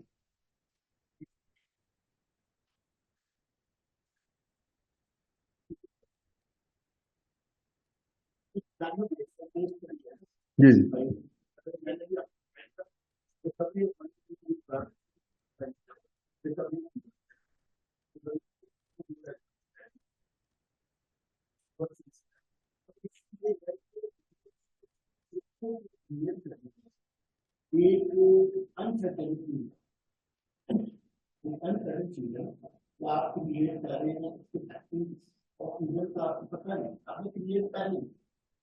प्रूडेंस कॉन्सेप्ट है, प्रूडेंस कॉन्सेप्ट पे चल रहे हैं। जी जी, प्रूडेंस पे चल रहे हैं, नहीं होगा तो रिवर्स कर देंगे ना। न्यू का रिवर्स कर देंगे। लॉजिक यही है, लॉजिक प्रूडेंस है, और तो कोई मकसद नहीं है। देखे ना, एक मामला है, अब ऑब्लिगेशन भी प्रेजेंट है। देखें, आप पैमाना तो देखे ना, क्या प्रोविजन रिकॉर्ड करने का पैमाना कह लें, कड़ी कह लें, जहां से गुजर के प्रोविजन बनती है। प्रेजेंट ऑब्लिगेशन भी है, ये भी चेक कर लिया। ऑब्लिगेशन अनअवॉइडेबल है, वकील कह रहा है जी आउटफ्लो के चांसेस भी 50% ज्यादा हैं, अंदाजा भी लगा पा रहे हैं, फिर तो रिकॉर्ड करनी है ना। नहीं, ये वो प्रोविजन नहीं है, ये वो नहीं है, मैं बता दूं। ये प्रोविजन फॉर बैड डेट भी नहीं इसमें आता, ये सारी प्रोविजन फॉर आउटफ्लोज है। प्रोविजन फॉर आउटफ्लोज है ये, ना प्रोविजन फॉर बैड डेट आता है, ना इसमें प्रोविजन फॉर ऑफिस स्टॉक आता है। खैर, प्रोविजन फॉर बैड डेट तो खत्म ही हो गया, मैं आपको बताऊं। जी जी। अब प्रोविजन फॉर बैड डेट इसने बोल दिया, इसका मतलब उसको आईएफआरएस नहीं आते। ये बात आपने ध्यान में रखना, नेक्स्ट टाइम आपने प्रोविजन फॉर बैड डेट नहीं कहना। नहीं नहीं नहीं, मैं तो एक आपको कोई कह रहा हूँ, लाइट नोट बात कर रहा हूँ। जी जी जी जी।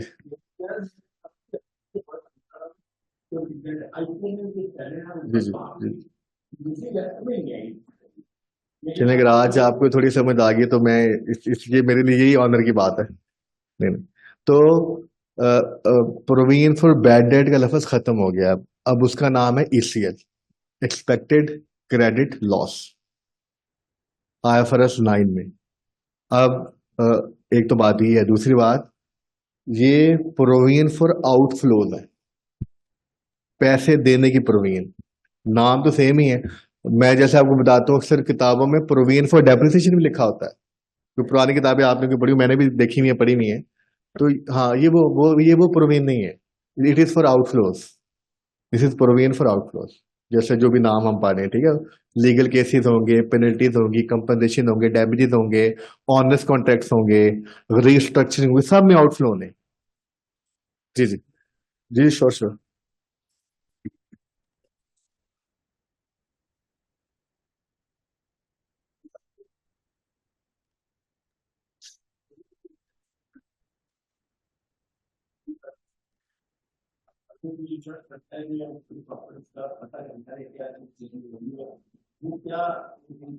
मैं आपके सवाल, उसका तरीका क्या होता है कि तकरीबन हर साल ही ना हमारे आईएफआरएस अपडेट हो रहे होते हैं। जब भी उसकी वजह से जैसे मैंने भी कुछ सब्सक्रिप्शन ली हुई है, उसमें आपको वो समरीज भी मिल जाती है कि अपडेट आई हैं। और जब भी किसी भी आईएस में चेंज आता है, तो पहले 2 समय पे ये लिखा होता है चेंज आया क्या है। तो उसलिए यू हैव टू, अब जैसे आप चूंकि हर डिपार्टमेंट की बात है ना, शायद आपका जो डिपार्टमेंट है उससे मैं इतना ज्यादा अपडेटेड ना हूँ। मेरी बात समझ रहे हैं? तो इट्स ऑल अबाउट कि हम किस सेक्टर या किस डिपार्टमेंट में ज्यादा इंगेज हैं। तो इसका ये तरीका है कि हर साल आईएफएस अपडेट हो रहे होते हैं, हम सब्सक्रिप्शन ले सकते हैं। ग्रुप्स बने हुए हैं फेसबुक पे, सोशल मीडिया पे, जिसको आप ज्वाइन करें, जहाँ पे अपडेट आ रही होती है, लोग शेयर कर रहे होते हैं। तो इस तरह के हमें और कोई तरीका है नहीं।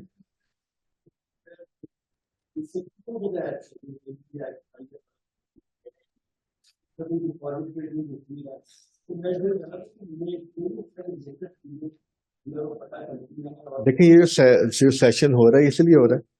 अगर आप ये सारे सेशन, 4 या 5 है, कितने, 4 सेशन है, अगर आप ये सारे अटेंड कर लेते हैं, तो उसमें मतलब नेक्स्ट सेशन में वो फाइनेंशियल इंस्ट्रूमेंट भी कवर्ड है, बड़ा मजेदार टॉपिक, वो लाजमी आप अटेंड करें।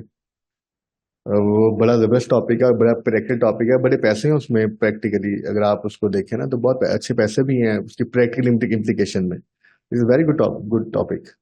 तो वो बिल्कुल, वो तो देखे ना, हमें तो अपने आप को अपडेट करना है। हम नई चीजें आ रही है। मैं आईएफआरएस 9 मैंने नहीं पढ़ा हुआ था अपने, जब मैंने वाज स्टूडेंट, मैंने नहीं पढ़ा हुआ था। वो कोई और नाम था इसका।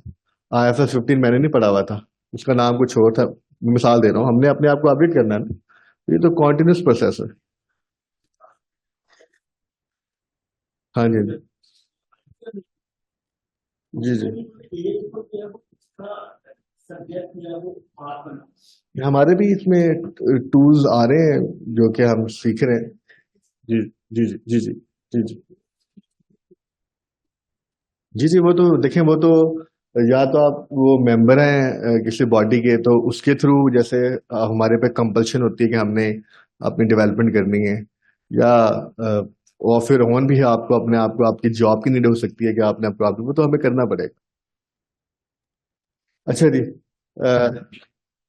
फ्यूचर ऑपरेटिंग लॉसेस बड़ा आसान सा एक पैराग्राफ है, उसके आईएएस में लिखा हुआ है।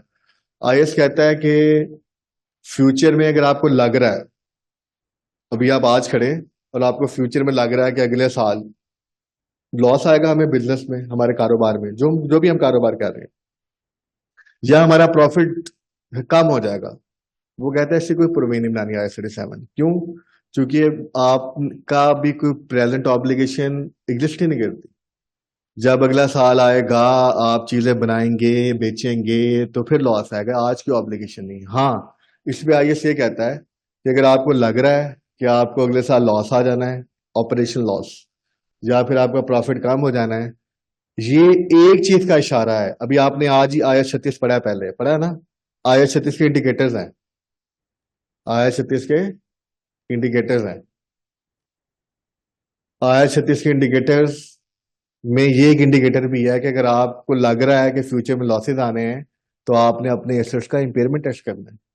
इसका मतलब आपके एसेट्स आपको वो बेनिफिट नहीं कमा के देंगे जो आपने एस्टिमेट किए हैं। तो ये एक प्रोविजन नहीं बुक करनी, लेकिन आपने क्या करना है, अपने एसेट का इंपेयरमेंट टेस्ट करना है। ऑनेस्ट कॉन्ट्रैक्ट क्या होता है जी? ये थोड़ा सेट कर दीजिएगा। ऑनेस्ट कॉन्ट्रैक्ट क्या होता है? ये भी बहुत इंटरेस्टिंग चीज है। फ्यूचर ऑपरेटिंग लॉसेज जो मैंने अभी बोला आपको, और ऑनेस्ट कॉन्ट्रैक्ट में थोड़ा सा फर्क है। फ्यूचर ऑपरेटिंग लॉसेज क्या है कि जो हम अगले साल कारोबार करेंगे तो नुकसान आएगा, उसकी प्रोविजन आज ही नहीं बन सकती। ये कुछ हो रहा है, ये थोड़ी सी फर्क बात है। ये मिसाल आसान लफ्ज़ों में बताता हूं। मैंने आपके साथ एग्रीमेंट किया हुआ है ऑलरेडी, 31 नवंबर 24 में मैं खड़ा हूं आज, मैंने आपके साथ एग्रीमेंट किया हुआ है, मैंने आपको 100 यूनिट डिलीवर करने हैं, अभी डिलीवर नहीं किए।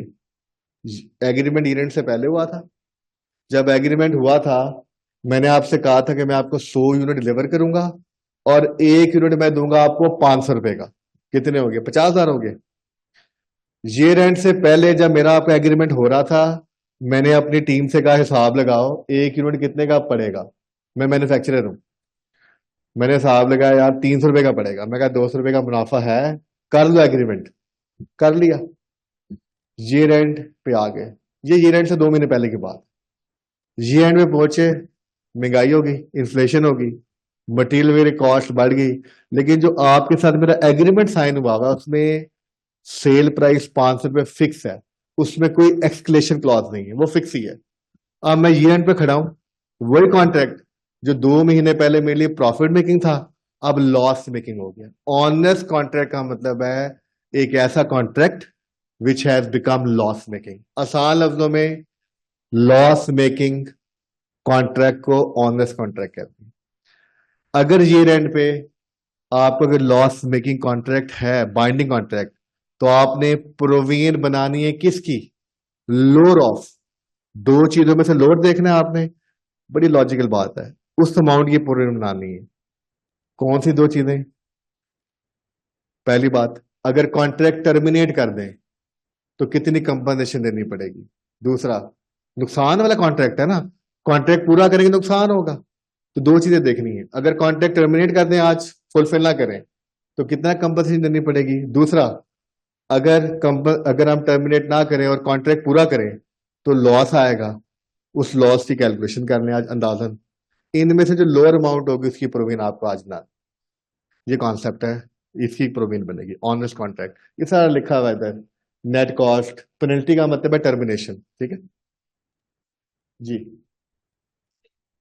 जी जी जी जी।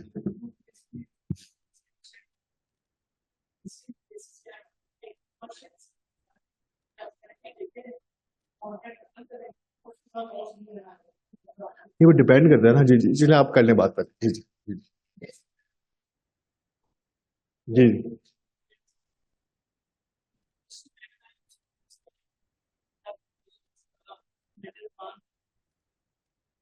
Agreed, agreed.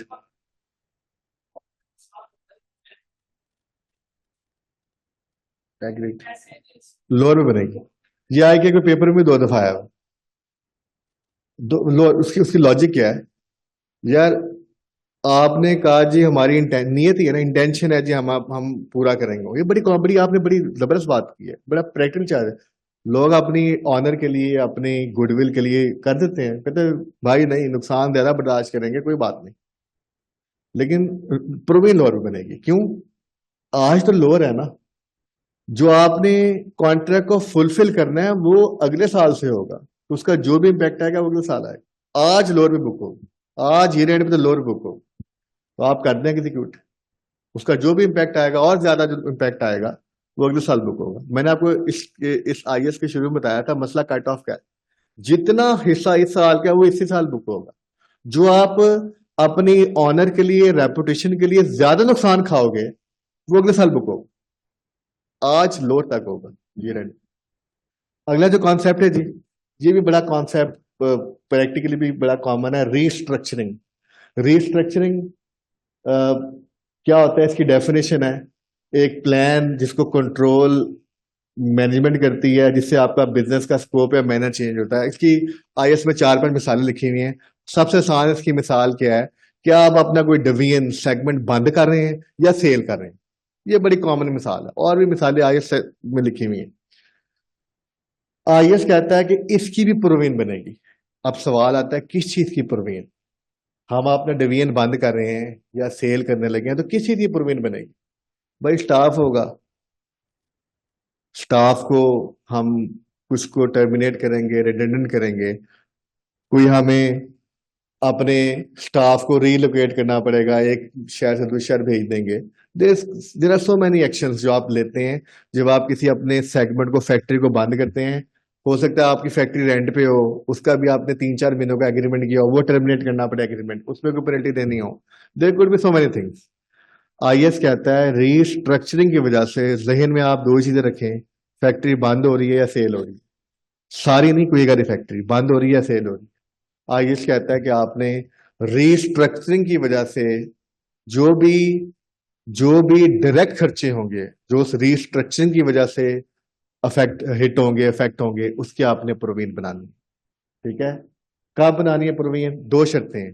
अगर ईयर एंड से पहले ये 2 काम हो जाए, ये जो ग्रीन में लिखे हुए हैं, 2 काम हो जाए ईयर एंड से पहले, तो प्रोविजन बनेगी। 2 काम क्या है? अप्रूव्ड बिजनेस प्लान, ये जो भी रीस्ट्रक्चरिंग का बिजनेस प्लान है उसमें सारी बातें लिखी होंगी, ये वाली जो लिखी हुई नीचे। प्लान ईयर एंड से पहले अप्रूव होना चाहिए। दूसरी बात, ईयर एंड से पहले वैलिड एक्सपेक्टेशन क्रिएट होनी चाहिए अमंग दोज जो कि इस रीस्ट्रक्चरिंग से क्या होंगे, इफेक्ट होंगे। नॉर्मली इंप्लॉयज होते हैं, जो रेंटल एग्रीमेंट के लोग होते हैं, उनमें वैलिड एक्सपेक्टेशन क्रिएट हो जाएगी, कंपनी हमें पेमेंट वगैरह करेगी। शर्तें 2 हैं, अप्रूव्ड प्लान, और दूसरी शर्त क्या है, वैलिड एक्सपेक्टेशन अमंग अफेक्टीज। ये 2 शर्तें हैं। प्लान वाली बात तो आसान है जी, प्लान अप्रूव बोर्ड ने कर दिया, बोर्ड ऑफ डायरेक्टर ने, आसान बात। ये कैसे पता चलेगा कि अफेक्टीव में वैलिड एक्सपेक्टेशन क्रिएट होगी? ये कैसे पता चलेगा?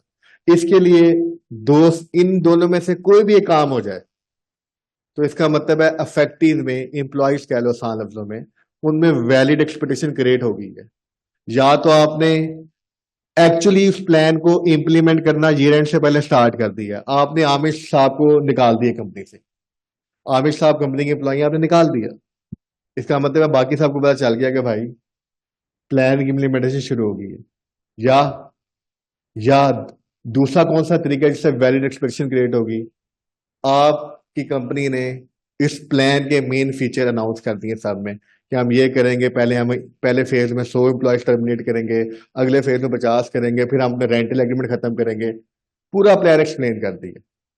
तो वैलिड एक्सपेक्टेशन कैसे क्रिएट होगी? इसकी 2 शर्तें हैं। इन दोनों में से, सॉरी 2 शर्तें नहीं है, इन दोनों में से कोई भी एक चीज पूरी हो जाए तो इसका मतलब है वैलिड एक्सपेक्टेशन क्या होगी, क्रिएट होगी है। या आपने एक्चुअल प्लान इंप्लीमेंटेशन ईयर से पहले स्टार्ट कर दी, या आपने क्या कर दिया, आपने अपने मेन फीचर क्या कर दिए, अनाउंस कर दिए। ये लिखा हुआ है, ये भी आईएएस में साफ साफ क्लियर लिखा हुआ है कि इन खर्चों की आपने प्रोविजन बनानी है, इनकी प्रोविजन नहीं बनानी। वो सारे खर्चे कॉस्ट नेसेसरली इंटेल्ड बाय रीस्ट्रक्चरिंग, जो डायरेक्ट खर्चे हैं रीस्ट्रक्चरिंग की वजह से, उनकी प्रोविजन बनेगी। ऑन गोइंग खर्चों की प्रोविजन नहीं बनेगी। और ये भी बता दिया मार्केटिंग रीट्रेनिंग इनकी भी प्रोविजन नहीं बनेगी। ठीक है, ये खर्चे रीस्ट्रक्चरिंग की वजह से लग रहे होंगे, लेकिन ये जो ये लिखे हुए हैं, मैं दो नाम बोल देता हूँ, खास तौर पे रीट्रेनिंग और रीलोकेटिंग। रीट्रेनिंग और रीलोकेटिंग में अक्सर हमारा ज़हन ये कहेगा कि यार ये तो रीस्ट्रक्चरिंग की वजह से ही हमें रीलोकेट करना पड़ रहा है, ये तो रीस्ट्रक्चरिंग की वजह से ही ट्रेन करना पड़ रहा है, इसकी तो प्रोविजन बनी चाहिए। इसकी प्रोविजन क्यों नहीं बनेगी? क्योंकि लिखा हुआ है ऑन गोइंग खर्चों की प्रोविजन नहीं बनानी, ये दोनों ऑन गोइंग में आते हैं, इसलिए इनकी प्रोविजन नहीं बनी। अच्छा जी, बस ये आखिरी बात जो IAS 37 में है, ये आप 2-3 स्लाइड है, आप खुद देख लीजिएगा। ये मैंने इफ्रिक वन भी थोड़ा सा बताया हुआ है, आपने खुद देख लीजिएगा। एक आखिरी बात, चूंकि शुरू में जिक्र आया था अनवाइंडिंग का, वो मैंने स्किप कर दिया था। बड़ा छोटा सा कॉन्सेप्ट है। डिसमेंटलिंग कॉस्ट आप जेहन में रखें। डिसमेंटलिंग कॉस्ट जो होता है ना, उसकी आपको पता है 10 साल बाद डिसमेंटल करना है, 10 साल बाद 100 मिलियन लगेगा। लेकिन प्रोविजन आज क्रिएट होनी है, आज 2025 में। तो हम उस 100 रुपए की ना प्रेजेंट, आज की वैल्यू, प्रेजेंट वैल्यू कैलकुलेट करते हैं, जो 100 रुपए से क्या होगी, कम होगी, और उस पर हम प्रोविजन बना लेते हैं, इससे डेबिट और प्रोविजन क्रेडिट। मैं कहता हूँ 60 रुपए आंसर आया, प्रेजेंट वैल्यू 60 रुपए आ गई, लेकिन पे कितना करना है 10 साल बाद? 10 साल बाद 100 रुपए, अंदाजन 100 रुपए लगने। जब भी ये आप में से जिनका एक्सपीरियंस है ओवरऑल IFRS का, क्योंकि यहाँ पे हर किस्म के आप लोग बैठे हैं जिन्होंने सारे IFRS पढ़े हुए हैं, कुछ ने नहीं पढ़े हुए। हमारे पूरे IFRS में कॉन्सेप्ट है, जब भी कोई भी लायबिलिटी प्रेजेंट वैल्यू पे क्रिएट होती है ना, उसको फ्यूचर वैल्यू पे लेके जाना होता है। इस प्रोसेस को कहते हैं अनवाइंडिंग। जब आप किसी ऑब्लिगेशन को प्रेजेंट वैल्यू पे रिकॉर्ड करते हैं, तो उसको टाइम वैल्यू ऑफ मनी की वजह से फ्यूचर वैल्यू पे लेके जाना पड़ता है। जैसे 60 रुपए मैंने बोले थे भी, 10 साल बाद पे कितने करने हैं? 100 रुपए। तो हर साल आप क्या करेंगे? एक फाइनेंस कॉस्ट बुक करेंगे टाइम वैल्यू ऑफ मनी की वजह से, एक्सपेंस डेबिट और प्रोविजन क्रेडिट। हर साल आप ये काम करते जाएंगे, और 10 साल बाद क्या होगा? 100 रुपये आंसर आ जाएगा। इसमें जरा आप लोग बैठे, मैं जब क्लास में पढ़ा रहा होता हूँ अकाउंटिंग वगैरह फाइनल की, तो मैं स्टूडेंट्स को आप लोगों से शेयर कर रहा हूँ कि मैं स्टूडेंट को मिसाल लेता हूँ, लाइक अ बलून। बलून जो होता है, अगर बलून फूला हुआ है तो उसको आप जब उसकी हवा निकालते हैं, तो जो फूला हुआ बलून है that is the future value. आपने हवा निकाल दी, वो क्या होगी? Present value. अब अनवाइंडिंग किया, उसको दोबारा फुलाना है आपने, हवा भरनी है उसमें। तो पहले बलून फुला हुआ था, आपने हवा निकाली, that is the present value. अब आहिस्ता आहिस्ता उस हवा को भरना है, और कहां तक पहुंचना है? फ्यूचर वैल्यू तक। That is called unwinding. ठीक है जी, ये सारा उसका आगे लिखा हुआ है, डिसमेंटलिंग कॉस्ट का, याद देख लीजिएगा। दूसरी साइड लगा देंगे, आया स्टैंडर्ड में चलते हैं। दूसरा है भी, हाँ पहला कर दे सॉरी, नो प्रॉब्लम, आप कर सकते हैं अप्रिशिएट। मजा आया थोड़ा सा, अभी टाइम कम था, इतना ही मैं बता सका हूँ।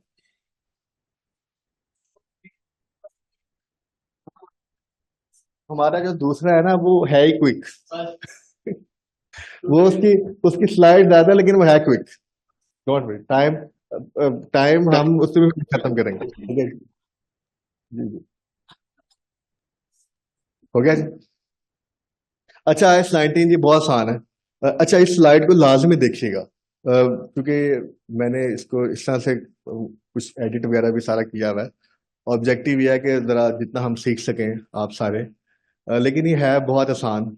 तो जो इसमें से मैं आप, ये सारा आपका मटेरियल आपके पास आ जाएगा, लेकिन जो चीज़ होगी उसको आपने देख लेना है। कोई मसला हो तो मैं हाजिर हूँ, मेरा कॉन्टेक्ट नंबर है, आप कॉन्टेक्ट कर सकते हैं कि जी इस पेज पे क्या लिखा है तो समझा दें, मैं आंसर भी कर दूंगा, कोई मसला नहीं। लेकिन ये है बहुत आसान। प्रैक्टिकल परस्पेक्टिव से मैं बात कर रहा हूँ। IAS 19 एम्प्लॉयज बेनिफिट, प्रैक्टिकली हम कुछ हिस्सा तो करते हैं, और कुछ हिस्सा जो कि थोड़ा सा डिटेल वाला है वो हम करते ही नहीं है। मैं आपको समझाता हूँ कैसे। पहली बात, IAS 19, सेट कर देना इसको प्लीज। IAS 19 क्या कहता है? IAS 19 आपको बताता है एम्प्लॉयर को कि आपने जो अपने एम्प्लॉय को बेनिफिट दे रहे हो ना, उसकी काउंटिंग कैसे करनी, ये बताता है IAS 19। IAS 19 अप्लाई होता है एम्प्लॉयर की फाइनेंशियल स्टेटमेंट पे। एक कंपनी है एबीसी लिमिटेड, उसके 5,000 एम्प्लॉयज हैं। वो जो अपने एम्प्लॉयज को बेनिफिट्स दे रहे हैं ना, ये IAS बताता है कि आपने उस बेनिफिट की काउंटिंग कैसे करें। हमारे पास 4 किस्म के बेनिफिट्स हैं IAS 19 के मुताबिक।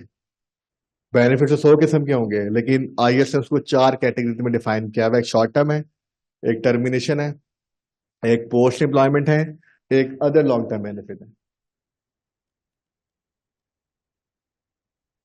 ये एक छोटा सा कॉन्सेप्ट लिखा हुआ है कि मैचिंग मैचिंग प्रिंसिपल है। IAS 19 में बताया हुआ है कि मैचिंग प्रिंसिपल है कि एम्प्लॉयर को सर्विस दे रहा होता है, उसके बदले वो उसको रेम्युनरेशन दे रहा होता है। अच्छा, एक छोटी सी बात मैं बता दूं, ये सेट कर दीजिए। एक छोटी सी बात मैं बता दूं आपको, IAS 19 में ना सारे बेनिफिट्स कवर होते हैं एम्प्लॉयज के, सिवाय एक कवर नहीं होता, उसे कहते हैं शेयर बेस्ड पेमेंट। उसका IFRS 2 है। शेयर बेस्ड पेमेंट क्या होती है कि मैं कंपनी में काम कर रहा हूं, मैं एम्प्लॉई हूं, मुझे सैलरी मिल रही है, वो तो शॉर्ट टर्म ही आ जाएगी। लेकिन साथ ही मेरे एम्प्लॉयर ने मुझे कहा है 3 साल तक कंपनी में रहोगे ना, तो तुम्हें हम कंपनी के 10,000 शेयर दे देंगे तुम्हें फ्री। अब ये जो मैंने मिसाल दी है ना, ये भी बेनिफिट ही है ना एम्प्लॉय के लिए। एम्प्लॉय के लिए बेनिफिट है तो एम्प्लॉयर की कॉस्ट है वो, लेकिन इसकी काउंटिंग IAS 19 में नहीं होगी, IFRS 2 में होगी। ठीक है, बस जी याद रखिए। शॉर्ट टर्म बेनिफिट्स क्या होते हैं जो 1 साल के अंदर अंदर आप एम्प्लॉयज को देते हैं, जैसे सैलरीज हो गया, अभी आगे लिखा भी हुआ है, सैलरीज, बोनसेस, अलाउंसेस, ढेर सारी चीजें। पोस्ट एम्प्लॉयमेंट क्या होते हैं? जो हमारा मेन एरिया वो पोस्ट एम्प्लॉयमेंट है। पोस्ट एम्प्लॉयमेंट क्या होते हैं? जैसे पेंशन है, प्रोविडेंट फंड है, ग्रेचुटी है, जो कि आपको कंपनी छोड़ने के बाद आपको मिलते हैं। टर्मिनेशन बेनिफिट्स क्या है? एम्प्लॉय कोई गोल्डन हैंड स्कीम ले ले, कोई स्कीम ऑप्ट कर ले, या कंपनी निकाल दे एम्प्लॉय को और उसे एक सर्टेन अमाउंट दे दे, जिसको जैसे अक्सर रिटेंडेंसी अनाउंसेस होते हैं कि आप बेकार हो रहे हैं, हम आपको निकाल रहे हैं, और आप एक सर्टेन 10 सैलरीज हम आपको दे देते हैं। इस किस्म के जो बेनिफिट्स होते हैं वो टर्मिनेशन में आते हैं। अदर लॉन्ग टर्म के हैं जो इन तीनों कैटेगरीज में नहीं आते, वो अदर लॉन्ग टर्म है। शॉर्ट टर्म ड्राइव बता दीजिए, ये सेट कर दीजिएगा जी इधर।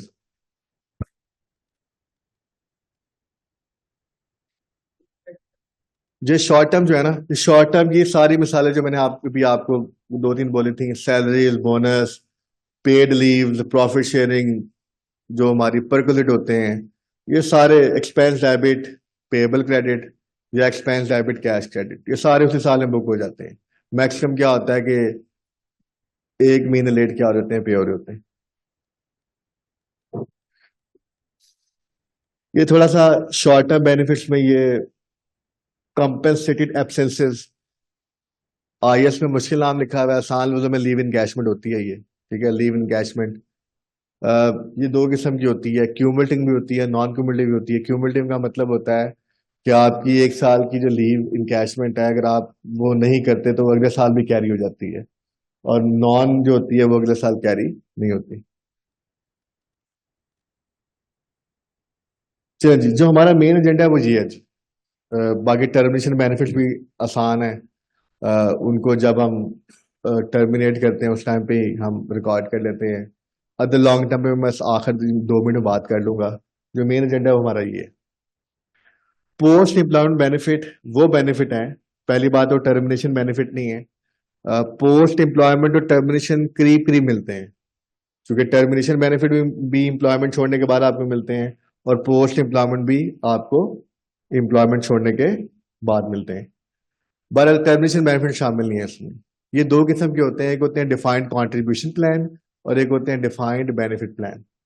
डिफाइंड कॉन्ट्रीब्यूशन प्लान की आप आसान मिसाल दे सकते हैं प्रोविडेंट फंड की। कंपनी की सिर्फ जिम्मेदारी क्या होती है, उसे सर्टेन अमाउंट कॉन्ट्रीब्यूट करनी, डैश इट। उसके बाद वो जो है एम्प्लॉय खुद जिम्मेदार है। ठीक है, जितने भी उसके पैसे बनेंगे आगे फंड से वो उसको मिल जाएंगे। बेनिफिट, डिफाइंड बेनिफिट प्लान क्या होता है, उसकी मिसाल है ग्रेचुटी या फिर पेंशन। डिफाइंड बेनिफिट प्लान में आप बेनिफिट प्रॉमिस करते हैं एम्प्लॉय से, हम आपको ये बेनिफिट देंगे। इधर आप कहते हैं भाई ये कंट्रीब्यूशन है, बस तुम्हारी सैलरी 100 रुपये है, 8% 9% हम कंट्रीब्यूट करेंगे, बस खत्म, बाकी हमारी कोई जिम्मेदारी नहीं। वो आएगा कंट्रीब्यूशन प्लान में, लाइक प्रोविडेंट फंड। लेकिन जो बेनिफिट प्लान है, जहां पे आपने बेनिफिट प्रॉमिस किया, ग्रेचुटी प्रॉमिस कर दी है कि हम आपको एक सैलरी देंगे साल की, या पेंशन प्रॉमिस कर दी है, वो किस में आएगा? डिफाइंड बेनिफिट प्लान में। डिफाइंड बेनिफिट प्लान फंडेड भी हो सकता है, नॉन फंडेड भी हो सकता है। बताता हूँ क्या है ये। डिफाइंड बेनिफिट बताता हूँ अभी। डिफाइंड कॉन्ट्रीब्यूशन प्लान क्या होगा? जब भी आप अपने एम्प्लॉयज का कंट्रीब्यूशन पे करेंगे, ये एम्प्लॉयर कंट्रीब्यूशन आपका एक्सपेंस है, एक एम्प्लॉय के पैसे से पी फंड करता है वो नहीं। एम्प्लॉयर की कॉस्ट क्या होगी? जो वो खुद अपने पास से ऐड कर रहा है। आप जब भी कंट्रीब्यूट करेंगे, एक्सपेंस डेबिट करेंगे सैलरीज में, और पेएबल क्रेडिट करेंगे, और जब कुछ दिन बाद आप पे कर देंगे तो पेएबल डेबिट, और आपका बैंक क्या हो जाएगा? क्रेडिट हो जाएगा। अगर अगर कोई ऐसा प्लान है जो कि 12 महीनों के बाद आपने पे करने हैं पैसे, तो भी उसकी प्रेजेंट वैल्यू निकालनी पड़ेगी, अगर ऐसा है। डिफाइंड बेनिफिट प्लान जी, बल्कि आगे आ जाओ, नेक्स्ट आ जाओ, इधर आ जाओ, इधर से बताते हैं। डिफाइंड बेनिफिट प्लान क्या होते हैं? Funded, non funded. फंडेड का मतलब होता है कि आपने इसकी अलग एंटिटी बनाई हुई है, और नॉन फंडेड का मतलब होता है कि कंपनी खुद ही अपनी कंपनी में इसको मैनेज कर रही है। प्रैक्टिस ज्यादातर फंडेड ही होते हैं, मैं आपको बता देता हूँ। डिफाइंड बेनिफिट प्लान में क्या होता है? जैसे पेंशन की मैं मिसाल देता हूँ। आपने अपने स्टाफ को प्रॉमिस किया हुआ है कि आपका सर्विस पीरियड 35 साल होगा। प्राइवेट कंपनी में पेंशन होती है, आपका 35 साल सर्विस पीरियड होगा, जब आप रिटायर हो जाएंगे तो आपको एक्स अमाउंट फिर हर साल पेंशन मिला करेगी। अब कंपनी क्या करती है? इसके लिए एक फंड, एक अलग कंपनी बना लेती है, जिसमें क्या होता है? कंपनी हर साल जैसे जैसे वक्त गुजरेगा, जैसे जैसे वक्त गुजरेगा, वैसे वैसे क्या होगा? जो आपका एम्प्लॉय होगा वो सर्विस देता जाएगा, उसकी पेंशन की अमाउंट बनती जाएगी, पेंशन या ग्रेचुटी की अमाउंट बनती जाएगी। ग्रेचुटी आप रख लेंगे तो और आसान हो जाएगा ज़हन में। ग्रेचुटी क्या होता है? जब आप 1 साल की सर्विस दे देते हैं तो 1 महीने की सैलरी आपकी बन जाती है, ठीक है, 30 दिन। मुख्तलिफ मुल्कों में मुख्तलिफ रूल है, कहीं पे 20 दिन की होती है, कहीं पे 24 दिन की होती है। तो आपकी एक सैलरी ड्यू हो जाएगी। अब क्या होगा? ये पैसे देने कब है आपने? जब जब एम्प्लॉय कंपनी छोड़ के जाएगा। अब क्या होता है? एक कंपनी बन गई लैदा, आपके एम्प्लॉय की पेंशन या ग्रेचुटी उस कंपनी ने पे करनी। किसने पे करनी है? उस कंपनी। लेकिन उसके बाद पैसे कहां से आएंगे? वो पैसे आप वहां ट्रांसफर करेंगे एनुअली। आप हर साल एक सर्टेन अमाउंट वहां पे ट्रांसफर करेंगे। वो पैसे अभी नहीं पे होने, वो कब पे होने हैं? जब एम्प्लॉय रिटायर होगा तब पे होने हैं। आप हर साल पैसे वहां भेजते जाएंगे, वो पैसे, वो जो फंड कंपनी होगी वो कहीं पे इन्वेस्ट कर देंगे। उस पर भी हमारे पास कॉर्पोरेट सेक्टर में रूल्स हैं, एसएसबी के रूल्स हैं कि आपने इतने पैसे यहाँ इन्वेस्ट करने, इतने यहाँ इन्वेस्ट करने। मैं इतनी डिटेल में नहीं जा रहा, लेकिन आपने वो पैसे कहीं पे इन्वेस्ट कर दिए, आपने इन्वेस्ट कर दिए पैसे कहीं पे, वो पैसे इन्वेस्ट हो गए, वो पैसे आहिस्ते से बढ़ते जाएंगे। लेकिन वो पैसे किस लिए रखे हैं आपने वहां पे? वो पैसे आपने वहां पे किस लिए रखे हैं? अपने ही एम्प्लॉयज की पेंशन या ग्रेचुटी पे करने के लिए। जब आपका एम्प्लॉय रिटायर होगा, उसकी पेंशन ग्रेचुटी कहां से पे होगी? उस फंड से, उस कंपनी से, क्योंकि पैसे वहां पे हर साल क्या कर रहे हैं? आप जमा कर रहे हैं। तो डिफाइंड बेनिफिट प्लान में वो जो कंपनी आपने बनाई है, फंड बनाया है, उसमें एक आपके पास एसेट होगा, जो पैसे आप हर साल वहां ट्रांसफर करेंगे, और वो पैसे बढ़े होंगे आहिस्ता आहिस्ता हर साल। दूसरी तरफ उस कंपनी में क्या होगा? वो पैसे किस लिए जमा हो रहे हैं? आपके एम्प्लॉयज की जो फ्यूचर में पेंशन या ग्रेचुटी पे होनी है उसके लिए। लेकिन मसला क्या होगा? वो तो पेंशन या ग्रेचुटी कब पे होनी है? 20 साल बाद, 30 साल बाद। तो क्या होगा? उनकी ऑब्लिगेशन कैलकुलेट की जाएगी, और उसकी प्रेजेंट वैल्यू क्या की जाएगी? वहां पे बुक कर ली जाएगी। क्या बुक कर ली जाएगी? तो एक तरफ आपका एसेट होगा जो पैसे बढ़े होंगे, और दूसरी तरफ वो पैसे किस लिए होंगे? कॉरेस्पॉन्डिंगली एम्प्लॉयज की पेंशन या ग्रेचुटी को पे करने के लिए। प्रैक्टिकली क्या होता है? मैं प्रैक्टिकल बात कर रहा हूं क्योंकि हमारा ऑब्जेक्टिव है प्रैक्टिकल पर्सपेक्टिव सीखना। प्रैक्टिकली क्या होता है, ये सारे स्टेप लिखे हुए हैं।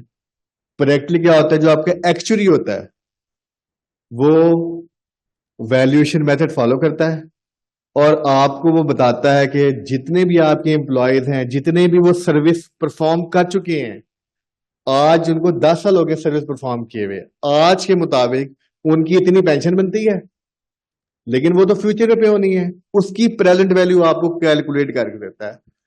इसको बोलते हैं present value of defined benefit obligation. ये हम कैलकुलेट नहीं करते, ये कौन कैलकुलेट करता है, एक्चुअली कैलकुलेट करता है। वो उसमें अपनी assumptions लेता है, वो लिखी हुई आगे सारी फाइनेंशियल assumption होती हैं, डेमोग्राफिक assumption होती हैं, एम्प्लॉइज का ऑन एवरेज मोर्टेलिटी रेट क्या है, किस एज में डेथ हो रही है, इंक्रीमेंट्स कितने हैं, इन्फ्लेशन कितनी है, टर्नओवर कितना है, वो सारी अजम्पशन लेके एक प्रेजेंट वैल्यू क्या करता है, कैलकुलेट करता है, वो इधर आ जाती है। प्रैक्टिकली हम कोई काम नहीं करते, ये हम कोई काम नहीं करते, ये सारी वैल्यू हमें कहां से आती है, एक्चुअली अपनी रिपोर्ट में आपको ये सारी वैल्यूएशन की वर्किंग करके देता है, एम्प्लॉयज वाइज वर्किंग करके देता है, आपको डेटा वो आपसे लेता है और आपको पूरी वो एम्प्लॉय वाइज आपको लायबिलिटी निकाल के दे देता है। और जो एसेट इन्वेस्ट हुए होते हैं उनकी मार्केट वैल्यू आप खुद पता कर लेते हैं।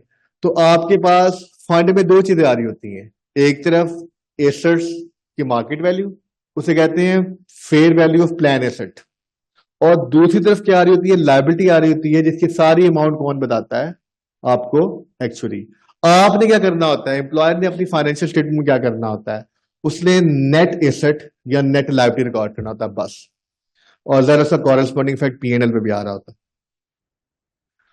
एम्प्लॉयर अपनी बुक्स में क्या करेगा, ये सारा वो स्टेप लिखे हुए हैं। जो स्टेप नंबर 1 है, इसमें वही लिखा हुआ है कि आपने डेफिसिट का मतलब होता है नेट लायबिलिटी बनेगी, सरप्लस का मतलब होता है नेट एसेट बनेगा। फॉर एग्जांपल, आपके जो एसेट है उनकी फेयर वैल्यू ईयर एंड पे 100 रुपए है, और आपकी जो एक्चुअली ने आपकी लायबिलिटी की पीवी बताई हुई है वो 90 रुपए है, तो इसका मतलब आपका 10 रुपए का क्या है, सरप्लस है। या अगर हम इसको चेंज करें, 100 रुपए की एसेट की वैल्यू है मार्केट वैल्यू, और 112 रुपए की प्रेजेंट वैल्यू है, तो 12 रुपए का डेफिसिट है। एम्प्लॉयर की बैलेंस शीट में या तो नेट एसेट आएगा सरप्लस के नाम से नॉन करंट एसेट में, या नॉन करंट लायबिलिटी में नेट लायबिलिटी आएगी। जो मैंने भी मिसाल बोली है उसमें या तो 10 रुपए का नेट एसेट आएगा, या 12 रुपए की, 112 बोला मैंने शायद, या 12 रुपए की नेट लायबिलिटी आएगी, और उसका कॉरेस्पॉन्डिंग इफेक्ट आपका प्रॉफिट लॉस में आएगा, ओसीआई में भी आएगा, उस पर करता हूं अभी बात। ये सारे स्टेप लिखे हुए हैं कि आपने क्या करना है। आपने वो एक्चुअली आपको ऑब्लिगेशन की पीवी बताएगा, आप प्लान एसेट की फिर माइनस करेंगे, आपको नेट एसेट आ जाएगा, प्रॉफिट लॉस में क्या अमाउंट आनी है, ओसीए में क्या अमाउंट आनी है, ये सारी प्रैक्टिकली, ये सारी वर्किंग, ये सारे वेरिएबल्स, ये अब हमारा काम नहीं है, ये सारा काम एक्चुअली कर रहा होता है। सारा काम मैंने आपके चूंकि सिंस IAS 19 में सारा लिखा हुआ है, इसलिए मैंने आपके लिए प्रेजेंटेशन में कर दी है। ये सारा काम एक्चुअली कर रहा होता है, सारा काम, ये सारी डेमोग्राफिक,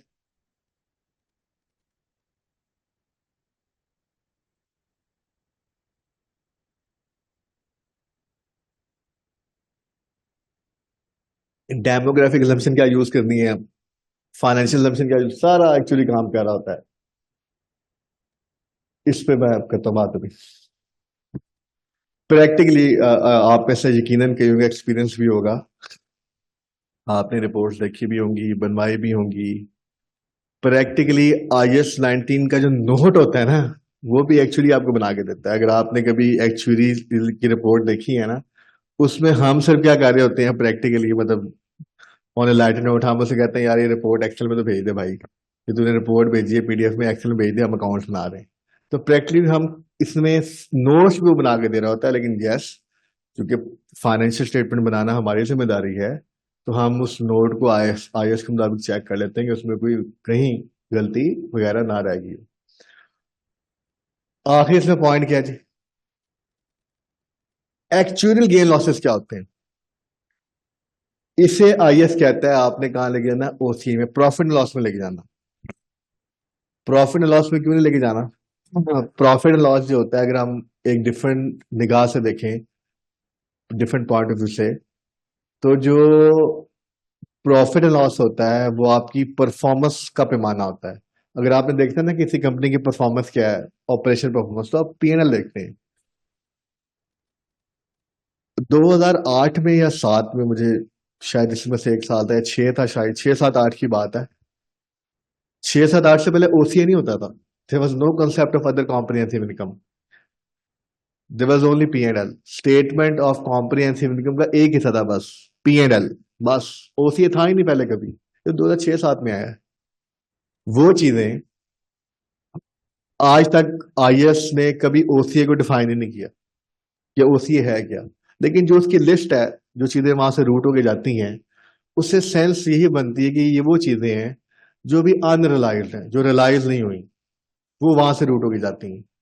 तो जो भी आपका गेन या लॉस आएगा, जो एक्सपीरियंस एडजस्टमेंट की वजह से होगा। एक्सपीरियंस एडजस्टमेंट क्या होती है, बड़ा कॉमन लफ्ज है, प्रैक्टिकली हमारे दफ्तर में बोला जाता है। एक्सपीरियंस एडजस्टमेंट क्या होती है, अब एक्चुअली ने कुछ अजम्पशंस ली और उन अजम्पशंस की बेसिस पे एक फ्यूचर वैल्यू एस्टिमेट की और उसकी फिर प्रेजेंट वैल्यू ले ली। ये बात है 2023 की। उसने कहा जी इन्फ्लेशन 7% होगी, कंपनी 8% इंक्रीमेंट लगाएगी। उसने इस चीज को सोचते हुए फ्यूचर वैल्यू निकाली पहले, फिर उसकी पीवी निकाल।